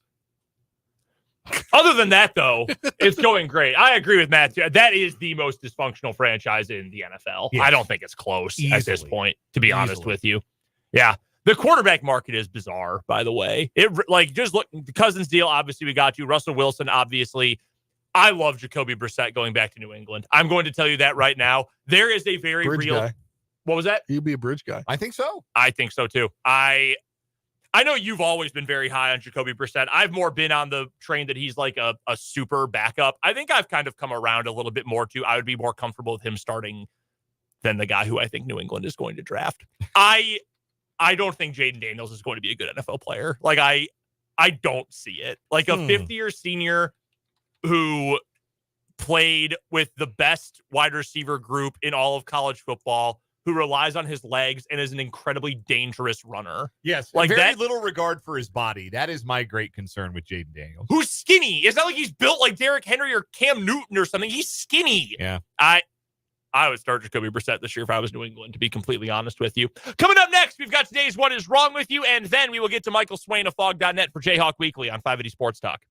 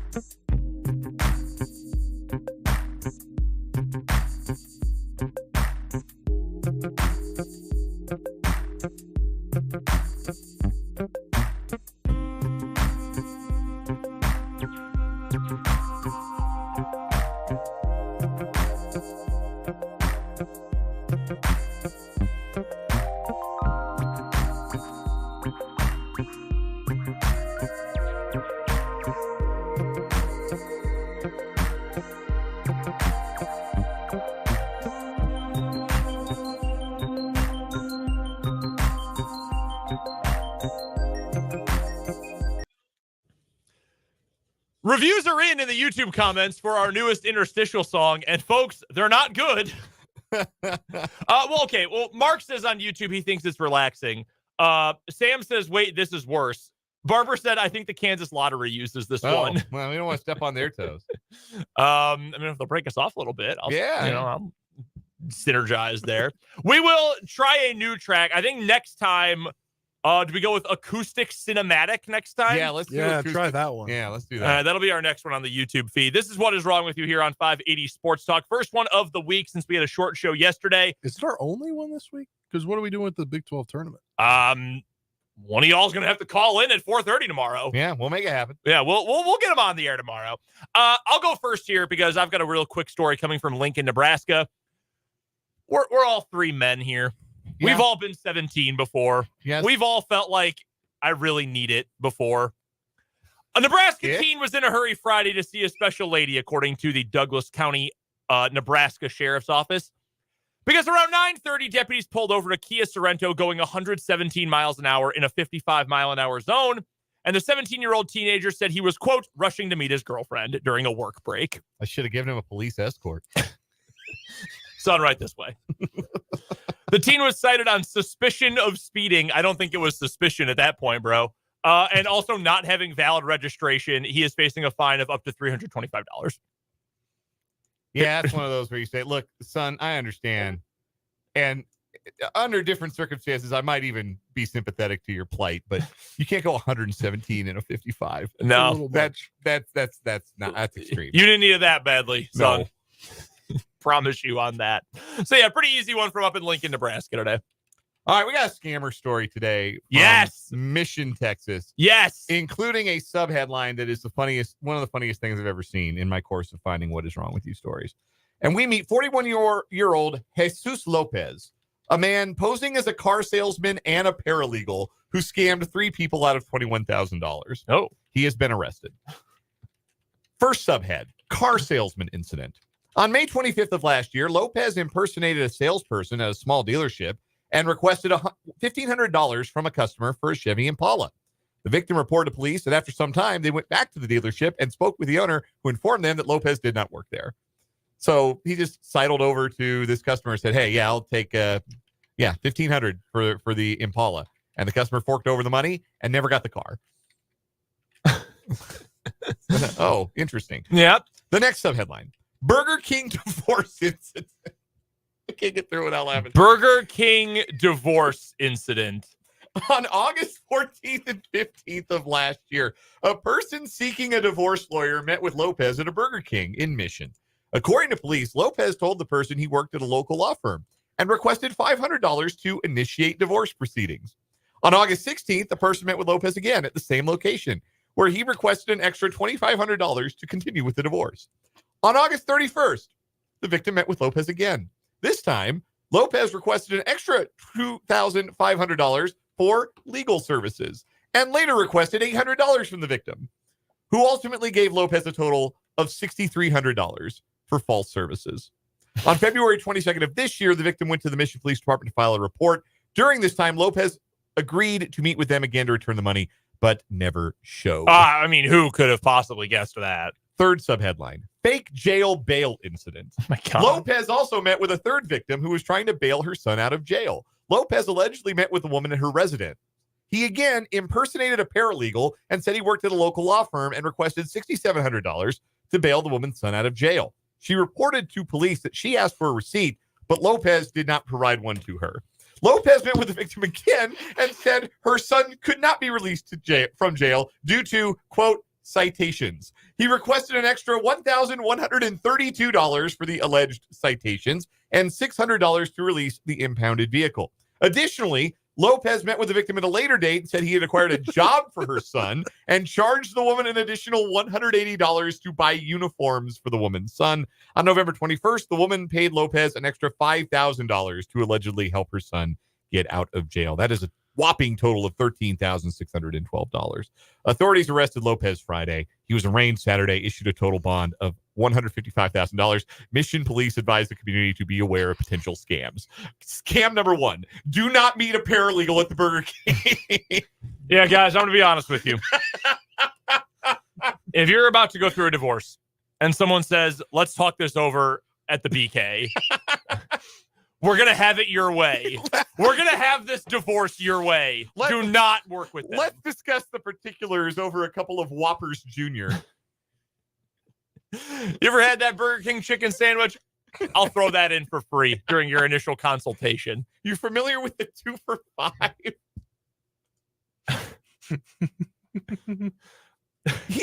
He must have been so convincing.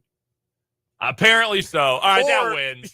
That wins. We don't. Yeah, I don't need the rest of you guys to vote. That wins. Oh mercy! Burger King divorce incident. Can't even get the Burger King divorce incident, which is somehow only 1/3 of this story, is our winner today in What Is Wrong With You. That's going to be tough to beat. I'm going to be honest with you. That one is going to be very tough to beat this week. Coming up next, Michael Swain of Fog.net joins us here on 580 Sports Talk.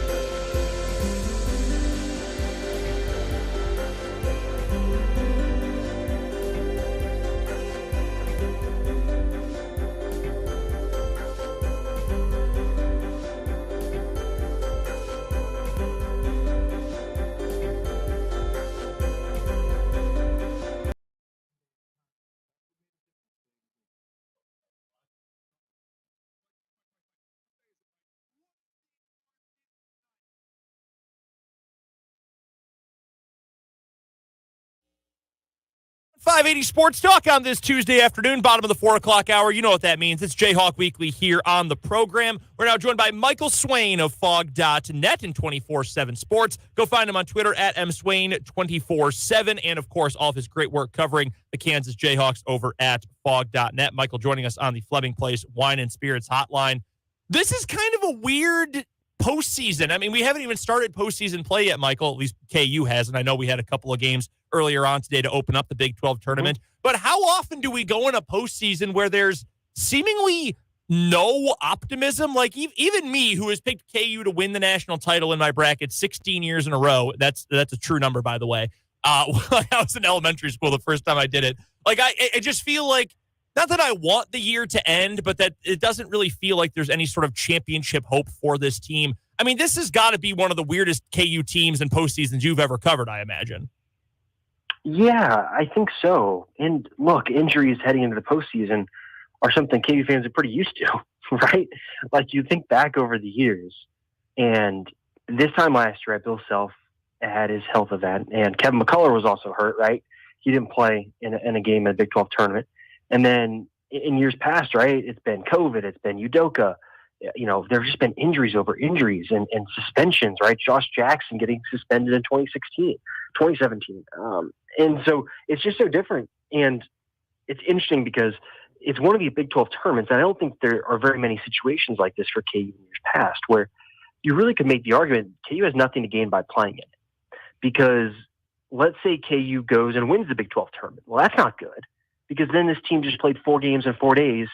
And even if they were at full health, right? Even if they played 4 games in 4 days, full health, it doesn't matter. These guys should not be playing 4 games in 4 days, because that's not something that they're physically going to be really able to do. So I think you would think about it like that, and it's like, okay, well, then losing on the first day might be the best case scenario, because then guys like Dwan and KJ and Johnny don't have to play a bunch. And then the rest of the team can kind of rest and recuperate and get ready, because the seed line isn't going to change, right? KU at worst is going to be probably one of the worst like the 4th 4 seed, or they'll be one of the top number 3 seeds. So like, there's not a lot that's going to change here. So I think for me, it's kind of just about, hey, get everybody healthy. You're probably going to lose to whoever you play on Wednesday, probably Cincinnati. And if it is Cincinnati, they're probably going to dominate KU on the glass. So I think that is going to be where that game probably heads. So for KU, it's just weird because there isn't a ton they can gain from this postseason, or at least Big 12 tournament right now. The comments from Bill Self on Monday night about Hunter Dickinson and Kevin McCullough are not having them for the conference tournament, but we should be as healthy as we can be for the NCAA tournament. Haven't been this healthy in a while. They should be good to go. I'm not asking you to tell me if Bill Self is lying or anything like that, but I feel very pessimistic, because that, to me, and maybe I'm just too much of a cynic, that feels like, don't penalize us on the seed line. We're going to have our guys. We promise you we're going to have our guys. Should we truly believe that those guys are going to be good to go come March Madness? He came out really hard, didn't he? Really hard, that they're all going to be okay. Like, that for me, I'm not going to say it was a red flag, but I was like, oh, so this is the approach he's going to take, where it's not going to be, oh, we'll see, it's 50-50. It was, no, these guys will be ready to play. And look, you know, dislocated shoulders are weird, because you hear about it where there's some guys, like you've seen in the NBA before, who have it chronically, where they just have like a loose joint and it can be dislocated. They just put it back in, and maybe 3, 4, 5 days later, they're good to go again. So, and maybe Hunter's one of those guys that's fortunate like that, or maybe it's worse, and, you know, KU's just trying to, save some face. I think I have reason to believe that Kevin, at least, will be able to be healthy for the start of the NCAA tournament, but it really does come down to Hunter and how his body, is able to heal. And as we've seen with injuries, if they're not always linear, especially ones that aren't necessarily soft tissue, right? Hamstring pulls, groin pulls, quad pulls, like, you can kind of measure out how long it's going to take, but like how long it takes for a shoulder that was dislocated to recover, to where a guy that's 7 foot and uses his arms a lot can actually, function. It's hard to project. So I think for KU, like, they probably took the right approach, try and save, and try and come out hard and say, oh, guys will be back, so that people like me write those types of stories, because it's our job to. And then the NCAA Tournament Selection Committee sees it, and they make a decision off of what Self has said. We're chatting with Michael Swain, who covers the Kansas Jayhawks for Fog.net, part of the 24/7 Sports Network. He joins us every Tuesday at this time for Jayhawk Weekly on the Fleming Place Wine and Spirits Hotline. Make sure you go follow Michael on Twitter as well, at mswain247. We've talked throughout the year, Michael. I know we have a ton on this show, and we've brought it up to you as well, that, hey, look, if nothing else, this KU team is built for the NCAA tournament with their talent at the top, not needing as much depth come March, etc.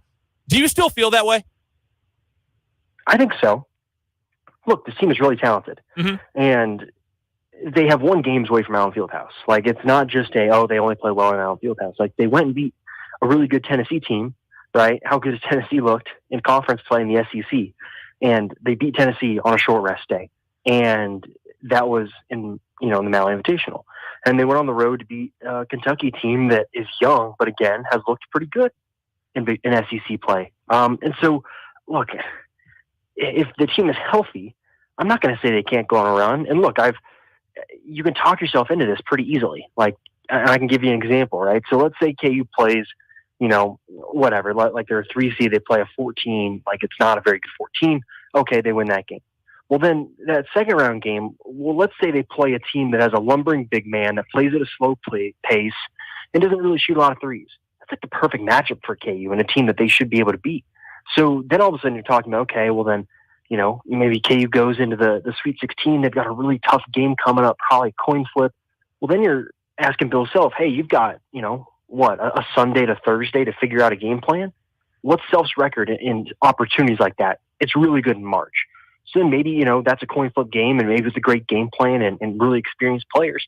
Hey, maybe KU's able to win that. All of a sudden you're in the Elite Eight, right? Like, and then it's on par with plenty of other really good Kansas seasons. So there are ways you can talk yourself into it. And I could also come out and say, hey, KU played the equivalent of a BYU from a different conference and got smoked in the second round. I'd say, yeah, I totally believe that too. So it's so hard to project with this team, obviously with the health and everything, but this is a team that if they are healthy going into the NCAA tournament, then I think they can go on a run. And it's just going to depend on the health. And I think kind of this team, as much as any, is going to be very much dependent on the matchup. I know I asked you something similar to this fairly recently, Michael, but do you feel like there have been moments in press conferences this year or regular media availabilities or whatever from Bill Self where he's felt, maybe a little bit more mellow or he's been less aggressive about the expectations for his team? I know I've seen a lot of it on Twitter. Dan even brought it up on the show yesterday that maybe Bill Self was trying to tell us something throughout the course of the year, like, and maybe it was as simple as this team responds differently than other teams. Maybe it was something more so like, hey, we know, I know this team might not be as good and as real of a contender for a championship as some of my other teams. Do you feel like there's been some of that, or is that maybe confirmation bias? Well, I think it's probably a lot more nuanced than that, where you think back to non-conference play, right? You didn't really hear Bill Self use that soft word a lot. And I think different teams need to be coached different ways. Like, that 2019-20 team just had some guys that had that competitive edge where if Self told them they were trash or said you can't shoot or you are soft, like Devon was not going to take that. Marcus Garrett was not going to take that. And even Doak, I think, grew into this player that wasn't going to take that. He's going to say, screw you, coach. Let me show you. And I just don't know if this team has guys with that same type of mentality, where I think it's a different approach you need to take to coaching this year's team, where it's just different. And I think Self has probably taken that on. And I do think you're right. I think there's probably a point in conference play, and I think you're referencing, some quotes that Self had, I believe, at the end of January, maybe mid-January. But I think there comes a point when you realize, man, this roster construction did not play out the way I thought. And that's probably when you start trying to kind of play down expectations. Because if Self was out here talking all year, like, oh, yeah, this team is good enough to win a title. This team is good enough to go to a Final Four. Oh, yeah, one of the best teams in the country. Then having a run like this right now would look even worse. And so I think it's a mixture of, hey, you got to coach different teams different ways. And there is probably a little bit of trying to set expectations probably where they should be, which I think for this team is, hey, can you be a second weekend of the NCAA tournament type of team? Because let's face it, the roster construction has not been great. They basically play with a hand tied behind their back because they only have one shooter on the floor in Johnny Furphy. And even he's had his own struggles as of late. So I think you combine all these things, and that's the messaging. And I think, too, look, Self has won 2 titles now, and I think last year probably put a lot of things in perspective. And I think trying to control, he's not been as fiery on the sidelines. Like, it's so weird that this season of all season is the season he gets ejected, and he got ejected for just calling a ref a joke and not actually like cussing them out like he's done in years past. So it's kind of interesting, that part of it too, how maybe Self's own mentality and coaching has shifted as a result of kind of the last year. couple more questions for Michael Swain, who covers the Kansas Jayhawks better than absolutely anybody and does so for Fog.net and 24/7 Sports. Go find him on Twitter at mswain247. We'll put a pin in this because once the season does come to an end, I know we'll talk about it a bit more with this basketball program. But for now, do you think the decisions for Hunter Dickinson and Johnny Furphy have probably been made, or are they truly in wait until the end of the year mode? Well, I think they're probably in wait till the end of the year mode and see how things go. I think Furphy will definitely test, right? He'd be crazy not to. If you're projected as a first-round pick, you should test, right? Like, and you can lead, right? You can test unlimited times. So why not go test every year and figure it out and see if it's the right time for you? Now, the question is, what feedback will Furphy get? And will there be guarantees? Will there be different things that are discussed with his camp? And you can't predict how that's going to play out. Kevin McCullough declared for the NBA draft last year thinking he was done, right? He was ready to be done with college. And then the NBA gave him, I wouldn't say maybe a reality check, but hey, you go back, you can really help yourself with another good year. You can make really good NIL money at Kansas. Like, maybe that's the best decision for you. And he did it. And I think he's helped himself this year. And so maybe that's the feedback Furphy gets. Maybe Tim seems like, yeah, we see you as a lottery pick. And if you're a lottery pick, you go. It doesn't matter. You saw what Grady did last year. You get lottery money, you go. And you figure it out in the G League, and you go from there. Now, with Dickinson, I think in the long run, right, is he an NBA player? Probably not. It's going to come down to, is he ready to be done with college basketball? I'd lean probably not. But, I think probably likelihood of returning for Dickinson is probably a lot higher than Furphy right now. And I think that's one of those things, too, where we just got to see how the season plays out, what guys decide to do and what they're looking for. And I think that's just kind of hard to predict sometimes. Before we let you go, Michael, I did want to ask about the Liam McNeely situation at Indiana. He was a guy who KU for a lot of the past year had been recruiting hard. He ends up committing to Indiana. And then one day after Indiana has it reported, they clearly leaked it to the media, but that's neither here nor there, that Mike Woodson was coming back for another year. Liam McNeely officially decommits and asks out of his letter of intent. The whole KU Twitter world, all the burners out there, everyone believes that it's going to be KU, that it's locked in, that it's Kansas already. I know you've had some reporting about that over at Fog.net as well.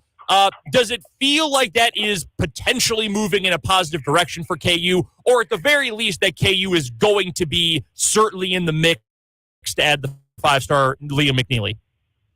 Yeah, so you're right. I've done plenty of reporting on the VIP side of things for folks over at Fog.net. I'll frame it like this. He comes from a long line of basketball people, right? His granddad played basketball. His mom played basketball. Like, to use what the burners say, he knows ball, and his family knows ball. And you see what's happened with Mackenzie and Baco there and the offense that Indiana runs, which lethargic isn't even putting it anywhere close to bad enough. They knew that if they went there, things probably were not going to work out where Liam can hit the next level. And you look at a school like Kansas that over the last 2 years has taken Johnny Furphy from being a kid that was a reclass, hey, maybe he can help us a little bit off the bench and then really help us a year two, to a guy that has to make an NBA decision, and then takes a guy of McNeely's caliber, like Grady Dick, and helps him get to the NBA lottery, which is where every single high school recruit dreams of being. So, look, I mean, you add that stuff up, and it looks like KU is a pretty good landing spot. So, as with anything these days in recruiting, you can't say everything's 100%, but definitely one to still keep an eye on going forward. And again, as we tell you every single week when we talk to Michael, go be a VIP subscriber at Fog.net and 24/7 Sports. You get all sorts of scoops and great inside information into all things Kansas Jayhawks athletics. And Michael joins us every Tuesday on the show here on 580 Sports Talk via the Fleming Place Wine and Spirits hotline for Jayhawk Weekly. As always, Michael, we appreciate the time. Enjoy the Big 12 tournament, and we'll talk to you as we get ready for the big dance next week. Awesome. Sounds great. Talk to you later. That's Michael Swain from Fog.net and 24/7 Sports joining us for Jayhawk Weekly. 1 hour left on 580 Sports Talk today. We'll lead things off with our headlines, your texts, and your YouTube comments coming up on 580 Sports Talk.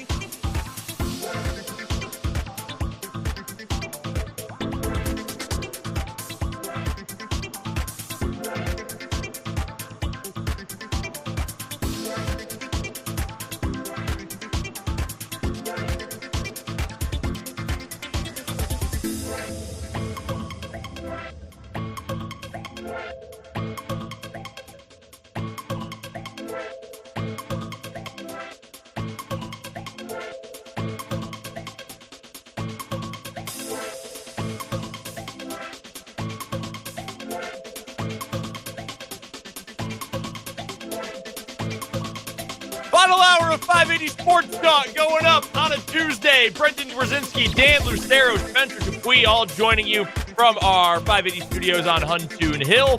Thank you so much for being a part of the show on this Tuesday afternoon. Still have a full hour of the show left. We'll get to our 580 Sports Talk headlines. Capitol Hill was talking about college sports again today. You can imagine how that went. And Nick Saban has some quotes. They stink.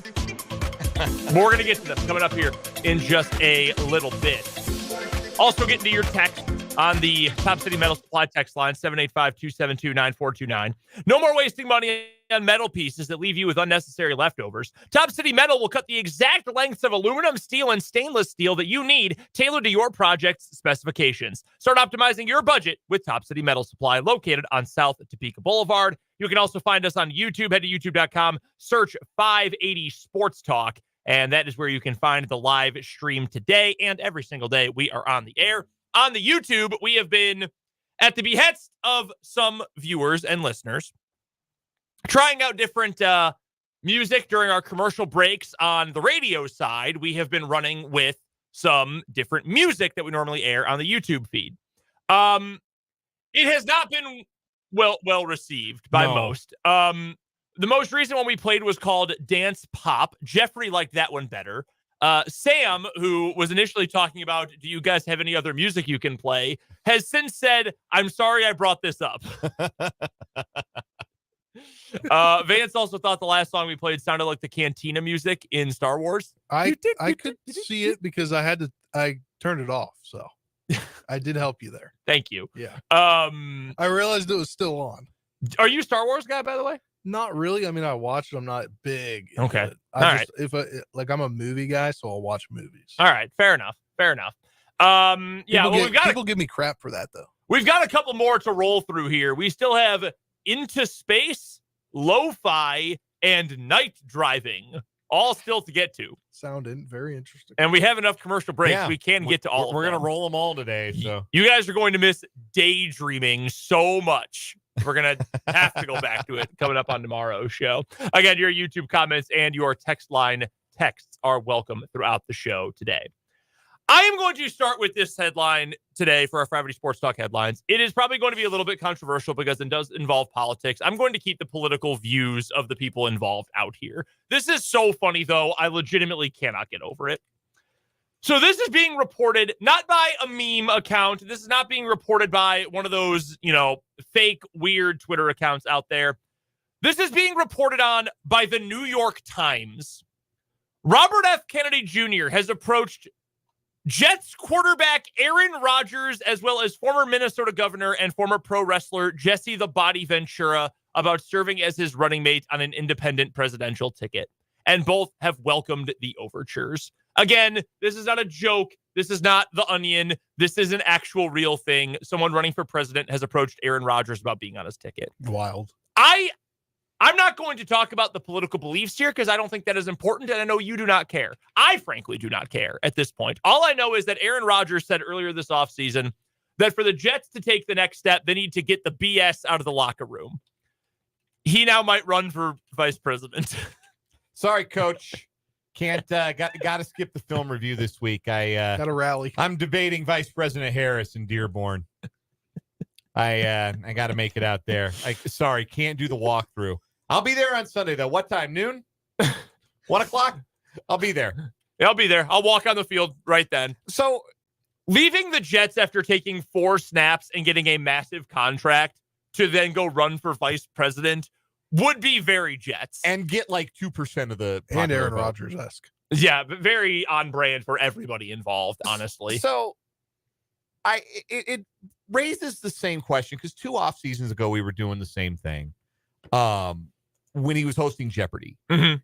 And the whole thing was, does he want to play? Where does he want to play? Does he want to come back to the Packers?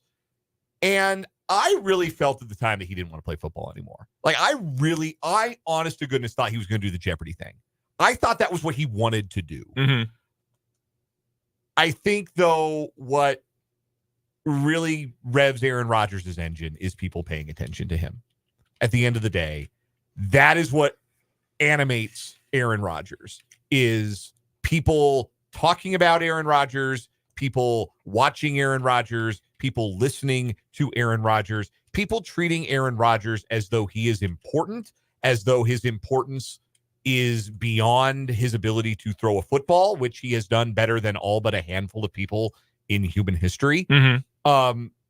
That is the thing that animates him on a day-to-day basis. So when he was doing the Jeopardy thing, it was very much a, you're going to respect my mind, but it was also a, let's see which organization is willing to put up with me. Who is willing to let me be the center of attention? And the New York, by God, Jets, more than willing to fall all over themselves and say, yes, Aaron, yes, we will hire your buddy Nathaniel Hackett. Yes, Aaron, we will sign all of your favorite available role players from Green Bay that we possibly can and give them stupid contracts. You want Alan Lazard? Fine. You want the corpse of Randall Cobb? You bet. We will do all of that in service to you. We will make ourselves entirely in your image so that you can't talk about the Jets without talking about Aaron Rodgers, which is the whole point, again, of Aaron Rodgers' existence, is for people to talk about him, to think about him. I mean, it is an understandable, kind of character shift. I don't think he was he's always been weird. He has been weird for forever. And people will tell you when they hear that he's from Chico, California, they will go, yes. That seems to track. But I mean, his whole story, right, was that he was overlooked. He didn't have any D1 offers to play any D1 scholarship offers to play football coming out of high school. He had to go to the JUCO. He almost went to the University of Illinois to study pre-law. Like, he was that close to not playing at all. Goes the JUCO route, goes to Cal, doesn't go first overall. That was first overall to the team he grew up rooting for. Goes to Green Bay, sits behind Favre. That first year he started, there was the whole Brett or Aaron thing in Green Bay. And I remember, because I was on Brett's side that first year. I'm not afraid to admit it. Like, that, the whole thing was that I was underappreciated. I was not wanted. I was the forgotten guy. And then suddenly he wasn't. And then it became, I'm the best. And for a while he was. I mean, 4 times NFL MVP. I mean, he was one of the greatest, still is, because he's still playing, technically, one of the greatest to ever play the game. And now it's, well, you're not going to underrate me anymore. In fact, you're going to respect me for football and for being smart and for being good on TV and for being the vice president. Like, that's so dumb. It is so dumb. Like, because first, the last couple of years, the juice has been worth the squeeze because he played at an MVP level well into his 30s. He had what, back-to-back MVPs? Back-to-back MVPs in those years with the Packers. And I can certainly understand a franchise as quarterback starved as the New York Jets deciding, yeah, this is worth it. This is worth it to us. Well, now he's 40. Now he's coming off a torn Achilles. And now he is apparently considering a run for the second highest political office in the country. So then I think you have to ask yourself anew, if you are Robert Saleh, if you are Jets owner Woody Johnson, if you are the Jets front office, is this worth it? Because we have given over our entire franchise to this man, essentially.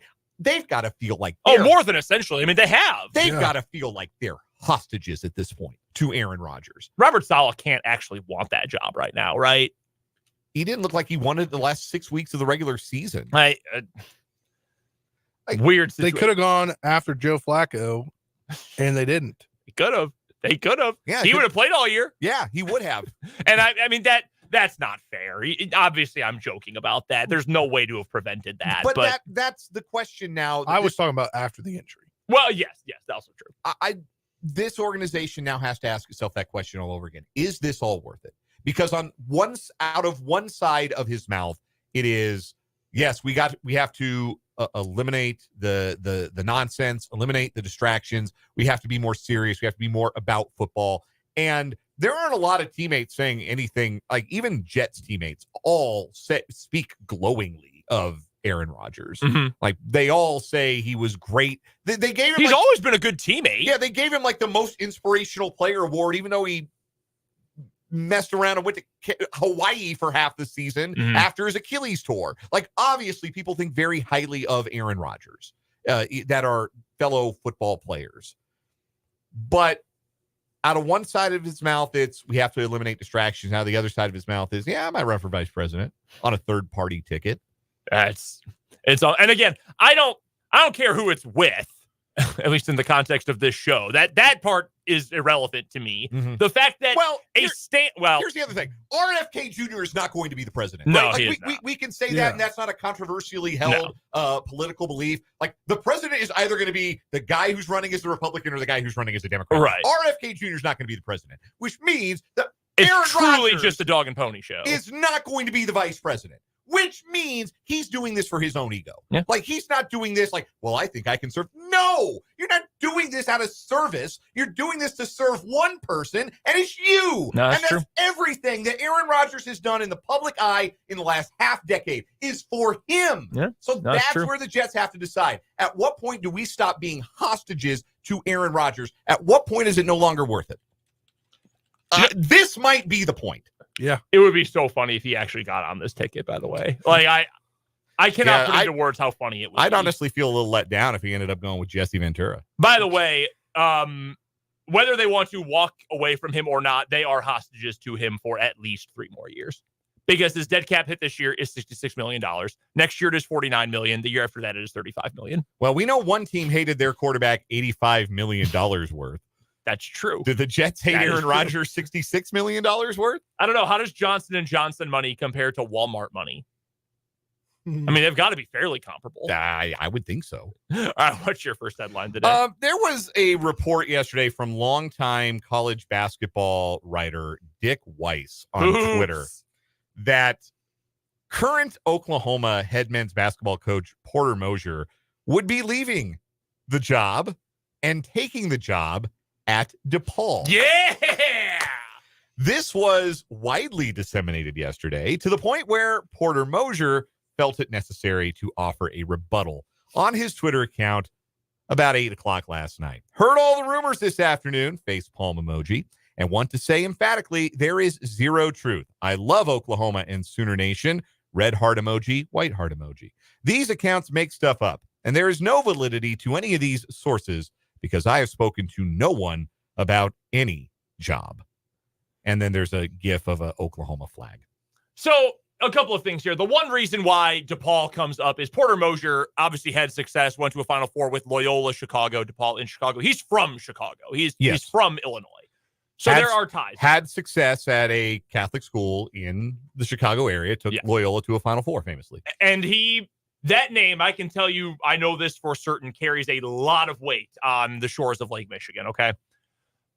The part of this that I have the biggest problem with is the very end of this tweet shooting down this rumor, where he says, and again, to quote it, they make stuff up. There is no validity because I have spoken to no one about any job. It is I'm not saying he is going to leave Oklahoma. That is not what I am saying. What I am telling you is that it is a very open secret in college basketball that he has, or at least his people have absolutely talked about other jobs away from Oklahoma. Like, that is a very accepted open secret by the college basketball insiders at this point. You didn't need to say, just tweet Boomer Sooner and your little Oklahoma flag. You know? Right. That's more than enough. Here's a fun fact about DePaul basketball. They are one of 11 teams in the Big East Conference. I am doing a little bit of a back of the napkin math here. There are 13 teams that have won multiple Big East games this year. All 10 of the members of the conference, Kansas State, Purdue, and Rutgers, all of whom have the same number of Big East wins this year as Georgetown, 2. How many does DePaul have, Dan? Less than Holy Cross. Less than Fort Wayne. Less than Long Beach State. Oh, my God. Shout out to the 49ers. Oh, my God, man. That's how? Less than Drexel. Drexel has more Big East wins than DePaul. Did Drexel beat Villanova? I think they did. Yeah, that was the Big Five. Yeah. Oh, my Lord, man. It should never. I know that. Again, trust me. I know why that institution has bad athletics and bad men's basketball, but it should never be that bad. It really should never, ever be that bad. Like, go walk to Whitney Young High School and just pick 5 kids off the boys varsity team, and you could field a better roster than they have. That is probably true. It's preposterous. It is get the truly kids from unbelievable. Where did Jabari Parker go to school? Simeon. Yeah, get all the Simeon starting 5. All the kids who aren't already committed to a high major school, go pick them off the Simeon varsity roster, and you would be more competitive. Simeon, Rice, Martin Luther King. Like all of those schools. What's the Fenwick? Bring Fenwick back to prominence. None of these schools mean anything to most of you, but I promise you it's doable. I watched a documentary about Chicago high school basketball once. At one point in time, it was like the center of high school basketball in America. It sure was. It's not quite the same now, but you can still find those guys. Yeah. It's unbelievable. I don't know. Like, on one hand, like I really could. Like if Porter Mosier had a hankering for Portillo's and didn't see a path to long-term success for Oklahoma in the SEC, like I would kind of get it. Mm-hmm. But man, DePaul's in such a bad way, and Oklahoma overachieved this year. So like I don't know that there is no path for Oklahoma to be successful in the SEC. It could be hard, but it was already hard because the Big 12 is a better league. So, and they've had success in the Big 12. Like it's doable. Yeah. They went to a Final Four in 2016. Yeah, not that long ago. Those highlights are in HD. I don't know if another Buddy Hield's walking through that door anytime soon. They didn't make a whole lot of those. No. But yeah, that's it would be very, very funny if he went to DePaul. Anyone who goes to DePaul, it'll be very funny, to be honest with you. Dave Leto again. No. No. I'm not even a DePaul fan. No. They can't do it again. Nor Oliver Purnell. We cannot do it. Spencer, your first headline. So we're gonna go to Georgetown women's basketball for this. We got a feel-good story here. Yeah. This is a really feel-good story. I saw this last night, and I was like, if we have time, we should probably talk about it. So last October, weeks before the season started, new Georgetown head coach Tasha Butts passed away at 42 due to being diagnosed with advanced stage breast cancer.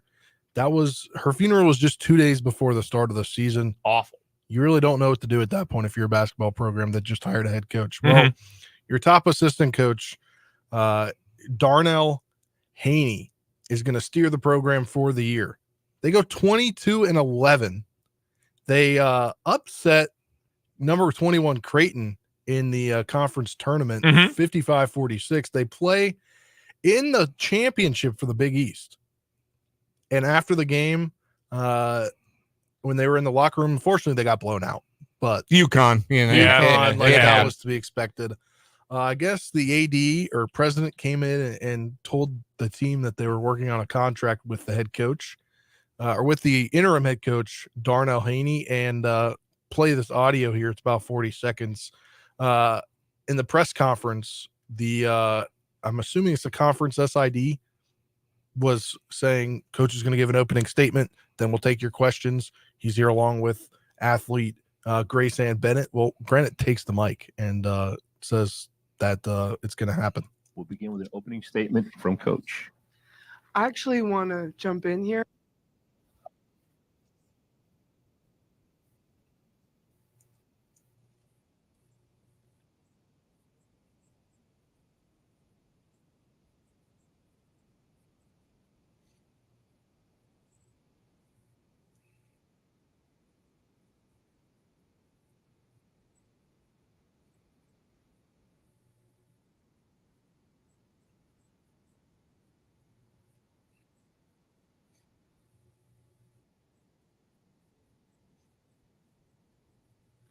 And she's a player that came in for the year as a senior, final year of eligibility. She didn't have to do that. No, that's but really that cool. year meant so much to them as a team, and they got to the final. Nobody expected them to get that far. No, that's, I mean, in an impossible situation. Yeah. That's really cool. I watched that video last night after that game happened, and I mean, hard to not get at least a little bit emotional about that, right? For sure. Hear how those players responded to that coach, and that's cool. That's really cool for her. And he was super emotional during it too. Obviously not a visual medium, but he had his hands in his face and he was crying during it. It's really cool. Thanks for bringing that up, because that's he needs some positive news. So he had an interesting way of becoming the assistant head coach. for the team, as he was the top assistant for Butts. I guess I didn't delve too deep into it, but he got, I'm assuming, let go from his last job in Florida, and he was trying to get one of his young assistants to be her assistant head coach. Well, I guess it didn't work out, and she called back a couple weeks later and said, "Hey," and he answered the phone and said, "Hey, do you want to re-explore it with so and so?" She said, "No, I want you to come up here and be my assistant head coach." All right. So, yeah, heck of a story. Pretty cool. No, that's really, really cool. Speaking of college basketball, next headline for me, as we continue on in our 580 Sports Talk headlines today, your announced teams have been announced for March Madness on Turner Sports and CBS. Your broadcast pairings, first of all, and this is devastating. If you are a true fan of college basketball, this is probably the worst news you've heard all day. We will not have Greg Gumbel this March. Greg Gumbel is dealing with some family health issues. He will not be anchoring the studio coverage for March Madness on CBS. Who do we get instead? Ernie. Hey. We're getting Ernie Johnson. They're bumping him up to the top chair. That's not so bad. Adam Lefkoe, who is the Tuesday night NBA guy on TNT, he's getting the secondary chair on the cable networks. I don't really like Adam Lefkoe, but, I mean, he's already there. It makes sense. So here are your studio teams. It'll still be Ernie Johnson with Charles Barkley, Clark Kellogg, and Kenny Smith. Great. I love that the lead analyst desk for the NCAA tournament is full of guys who do not watch a second of college basketball until the tournament starts. If you could give me 2 college analysts and Barkley, I would say fine. Like, at least Chuck is funny. Yeah. Kenny Smith does nothing. Like, he's fine on Inside the NBA. He does nothing for me in the college game. Although, if we're being fair, Clark Kellogg did refer to a team on the selection show last year as the TCU Froghorns. That is very funny. So, like, it swings and roundabouts. That's true. I don't like that desk. It's so obvious that they're just getting into college basketball, and it does a disservice to college basketball. Agreed. They think we need. They have to be these big basketball names to talk about. No, like I don't love Wally Zerbiak, but I'll take Wally Zerbiak because at least I know he's been there through November. Put Jay Wright on the main table. Yeah. I know he's still new to TV, but put him on the main table. Jay Wright, Candace Parker, Seth Davis are going to be your secondary team on the cable networks. Wally Zerbiak will also be doing some stuff. Jamie Erdahl will be your in-game update provider for CBS as well. She will be doing so, by the way, while heavily pregnant. Yes. That is post that on yes, Twitter, that is per Jamie Erdahl's Twitter. That's not like something I'm guessing about. That's she's probably pregnant again. No, she said that she was and is grateful to be involved in any fashion with the with the broadcast. More Gene Steratore, by the way, and he'll be on site for the Final Four. Sick. Had to have it. Just need more Gene Steratore. All right, your play-by-play teams. Your national championship group, your main crew, Ian Eagle, Bill Raftery, Grant Hill, Tracy Wolfson. Shout out to Tracy Wolfson. She's great. And Raph. Love Raph. Ian Eagle, I think, is going to do a great job. It's going to be weird without Nance, though, man. It is. It's going to be weird. Going to take some getting used to, but Ian Eagle is awesome. So He's so excited. good. Yeah. Your other teams that will have regional weekend assignments as well as the opening round. Brian Anderson, Jim Jackson, Allie LaForce. Brian Anderson is a top 5 national play-by-play announcer, I think, right now. I think he's very good. He's in my top. Like, he's outstanding. Baseball, basketball, he's outstanding. Yeah, he does a really good job. Also getting a regional, the GOAT. I'm going to say it at this point. The greatest of all time, Kevin Harlan, with Dan Bonner, Stan Van Gundy, and Andy Katz. That's a fine team except Andy Katz. I don't want him anywhere near anything ever again. He is so bad at everything he does. And then finally, promoted to regional weekend this year, Andrew Catalan, Steve, they don't need a 3 here, Lapis, and Evan Washburn. Like, the game tips off. Like, and don't need a 3 here. Yeah, Kansas has won the tip. They go right to left. And they don't need a 3 here. They can be patient. They don't need a 3 right away. Oh, God. Then Robbie Hummel is getting games this year. They've promoted him. He gets an opening weekend game along with Lisa Byington and Steve Smith. Spiro Ditas and the great Jim Spanarkel, they're paired with John Rothstein. That group is also going to do the first 4. Tom McCarthy, Deb Antonelli, Avery Johnson is a crew, and then Brad Nessler, Brendan Haywood, and Dana Jacobson. It's wild, there's Dana no Jacobson. Carter Blackburn. I'm not. Do you actually like Carter Blackburn? Yeah, I like him, but that's because he called a lot of Conference USA stuff. Okay, and he fair. called Marshall's Conference USA championship and then their first round game in the tournament. All right, that's fair. That's understandable. So those calls iconic. I don't like Debbie. He was with Debbie Antonelli. I don't like how she jumped on him during that game, but whatever. That's a topic for another day. I'm anti Carter Blackburn. I think he's very bad at his job, but I can understand the iconicness of the moment.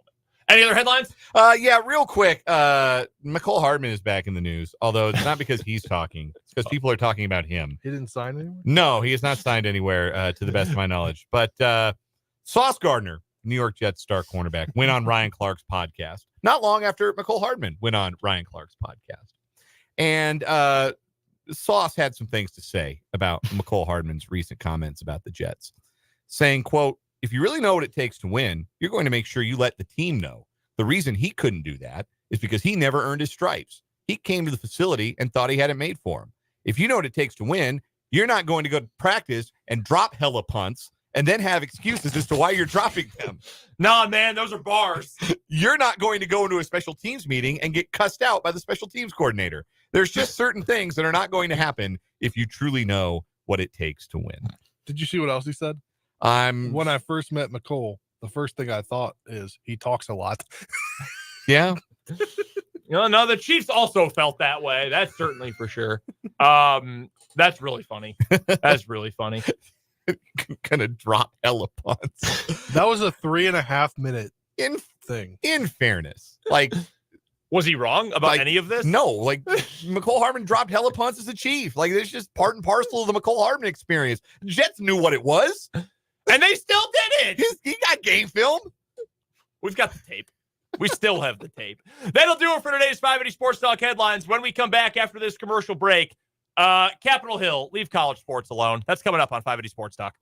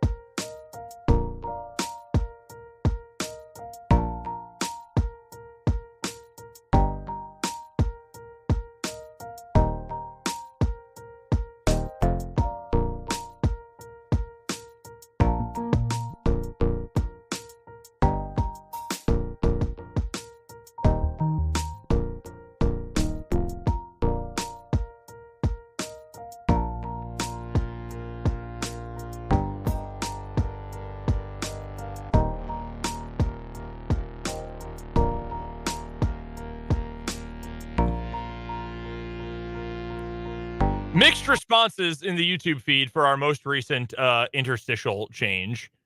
Vance asks, is this a Justin Bieber song set to elevator music? Meanwhile, Mark says, I love this one. And Jeffrey says, this one's okay. We ran the gamut. Yeah, we did. We really ran did. the whole spectrum there. We got the left and the right and right in the middle. Oh, that's tremendous. A couple of quick pieces of breaking news from NFL free agency. Danielle Hunter, 4-time Pro Bowler with the Minnesota Vikings, who they have been trying to trade or cut or do something with for years, it feels like. He is finally in free agency. He's headed to the Houston Texans. 2 years, $49 million. And did you say, Dan, it's 48 guaranteed? Yeah, 48 guaranteed. That's a lot of money. Good player. Always been a good player. Houston needed a pass rusher after losing Jonathan Greenard to Minnesota. So it's a pretty solid replacement, I think, to go to the other side of Will Anderson, who looks like he's going to be a superstar. Additionally, yeah, I think so too. Jordan Poyer, longtime Bills safety. He is headed to Miami, going to play with the Dolphins. They needed help on the back end. They lost Brandon Jones in free agency to Denver. Move that I think makes sense for the player. We do have a breaking Chiefs player on the move, former Chiefs player on the move. According to Mike Garafolo, the Saints have agreed to terms with former Chiefs linebacker Willie Gay on a 1-year deal with a max of $5 million. Called it. Wow, 1 year, $5 million for Willie Gay. A max of, so. Yeah, so he's probably going to get less than that, certainly less guaranteed. I don't know, man. The Chiefs could have done that. I mean, I guess I understand why they didn't, because I think they like Tranquil better than they like Gay. And well, I mean, Chanel just had a breakout too. Yeah. In the Super Bowl of all games. Right. So I mean, you're pretty set with your 3, but I'll bet I don't know, man. I like Willie Gay a lot more than that. Yeah, that's interesting. That I would have guessed at least a multi-year deal for Willie Gay. Yeah, I'm surprised it's only 1 year. Yeah, I mean, this stuff happens really fast, and it could be that the player and representation realize, hey, okay, the big multi-year deal isn't out there. Let's take a pillow contract where I'm going to play a lot, and like Drew Tranquil did, essentially. Let's go find a place where I'm going to play a bunch, improve my value to a team, and next offseason I'll cash in. I would have given him more than that. That's crazy. That's really, really wild. We'll keep you updated on any other signings that come in over the next 21 minutes on the show. Did want to touch on this. So there was another meeting on Capitol Hill today about NIL, college athletics, employment opportunities for players. I mean, it's garbage. None of these guys know anything that they're talking about. I don't care what side of the aisle you're on. That part does not matter to me in this context. If you go listen to one of these, no one knows what they're talking about. There have been hundreds of them, it feels like, at this point, and they all are just as clueless as the previous one. But Nick Saban was there today, guys. Nick Saban was there. Nick Saban's got some buddies. Retirement. What? Oh, doing yeah. A lot so far. Oh, yeah. And he's buddies with Joe Manchin, the longtime senator from West Virginia. They're real tight. I think Good old Joe outgoing, Manchin. the outgoing senator. He's not running for re-election, is he? No, I think he's going to run for governor because the governor is not popular. Not very popular. Well, he is popular because he has a dog, and he's very popular for dumb stuff and memes during COVID. But he's not a smart businessman, and they're all coming to light. So Beltway political insider Spencer Dupuis. That's outside of the Beltway because that's West Virginia. So Coach Saban was there. Nick Saban was there. And Nick Saban has some thoughts. And you know what? Miss Terry has some thoughts as well. Nick Saban's wife. So Nick Saban, at this roundtable meeting on Capitol Hill today, said his wife, Miss Terry, came to him before his retirement and told him, quote, "Why are we doing this?" She told him that players now only care about how much money they are making. Again, this is the guy who coached at Alabama. Another quote from today, and these are transcribed by Ross Dellinger of Yahoo Sports. Nick Saban tells the roundtable that an NFL coach has told him that players in the NIL era, quote, come to them less developed and with more entitlements than previously.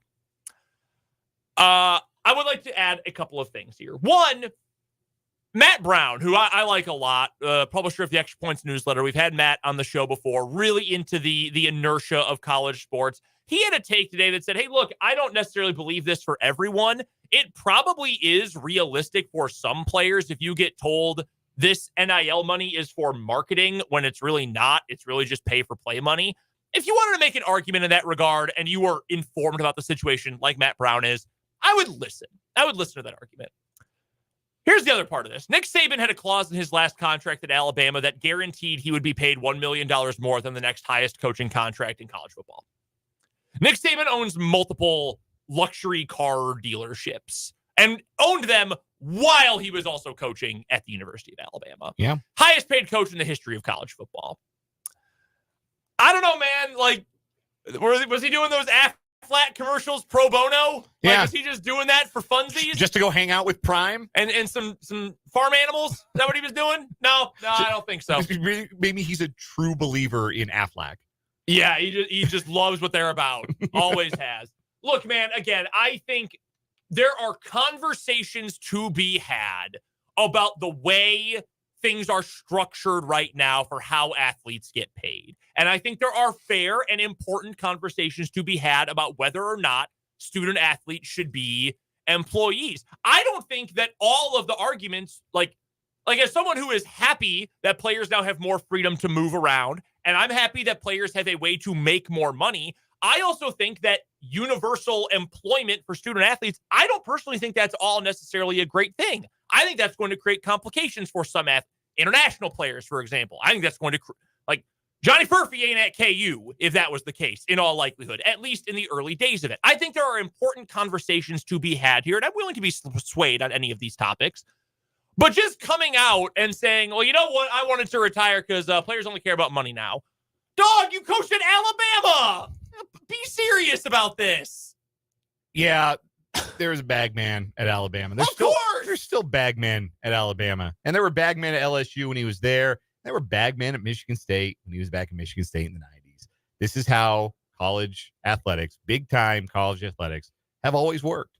And now that it's above board, there are no, they love to use the word guardrails, right? Like we gotta have we gotta have guardrails. There aren't any guardrails for this stuff. Well, the time to put guardrails on this stuff was right around the time it started being big business, because it's true that college sports was not always big business. College sports is not big business at all levels of college sports. Like NAIA sports are not big business. Division III and major sports aren't even big business. I would agree with that, but the time to do something about this was years and years and years ago. And now it is the point where when people say, well, we object to the idea of the professionalization of college sports. Like, what about this isn't pro sports, and particularly football and basketball? What about this isn't pro sports right now? So yes, you should probably be compensating the athletes like you would compensate a professional athlete, like, or at least on a similar scale. So this is the result of inaction and the NCAA trying to hold on to their outmoded model of amateurism, which they tried to hold on to even after it became totally untenable and totally inexcusable to do so. And these are your consequences. This is the bed that the NCAA made, and the future of the NCAA as a governing body is very perilous as a result. So we also had a quote today, and I got to go find this. I think it was from Jim Delaney, the commissioner of the ACC, who had a comment, or Jim Phillips.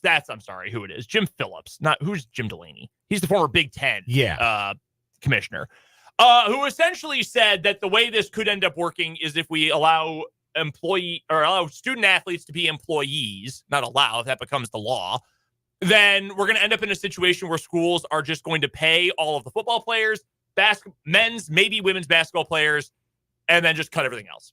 And you can have schools go from 28 teams to 6 teams like that.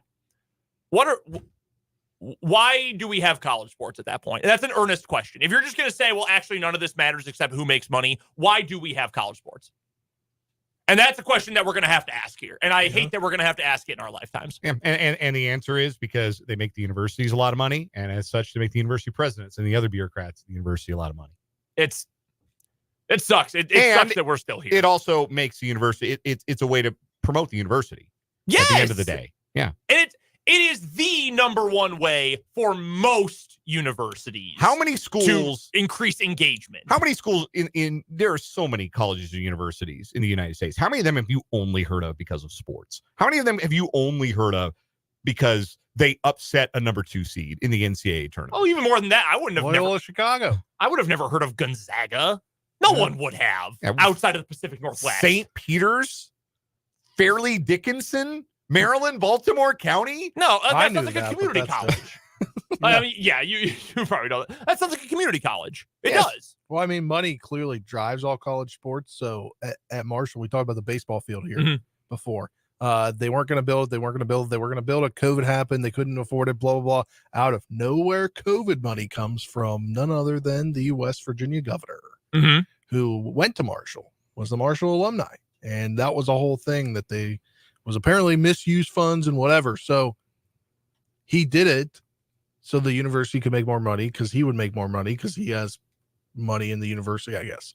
So it all goes around in a circle. Yeah, it's frustrating, man. Top City Mail Supply texter from 75. The NCAA was always about cashing in on the strength of the unpaid product. Yeah. Beautiful business model. $1 billion. You make billions and you don't have to pay the employees anything.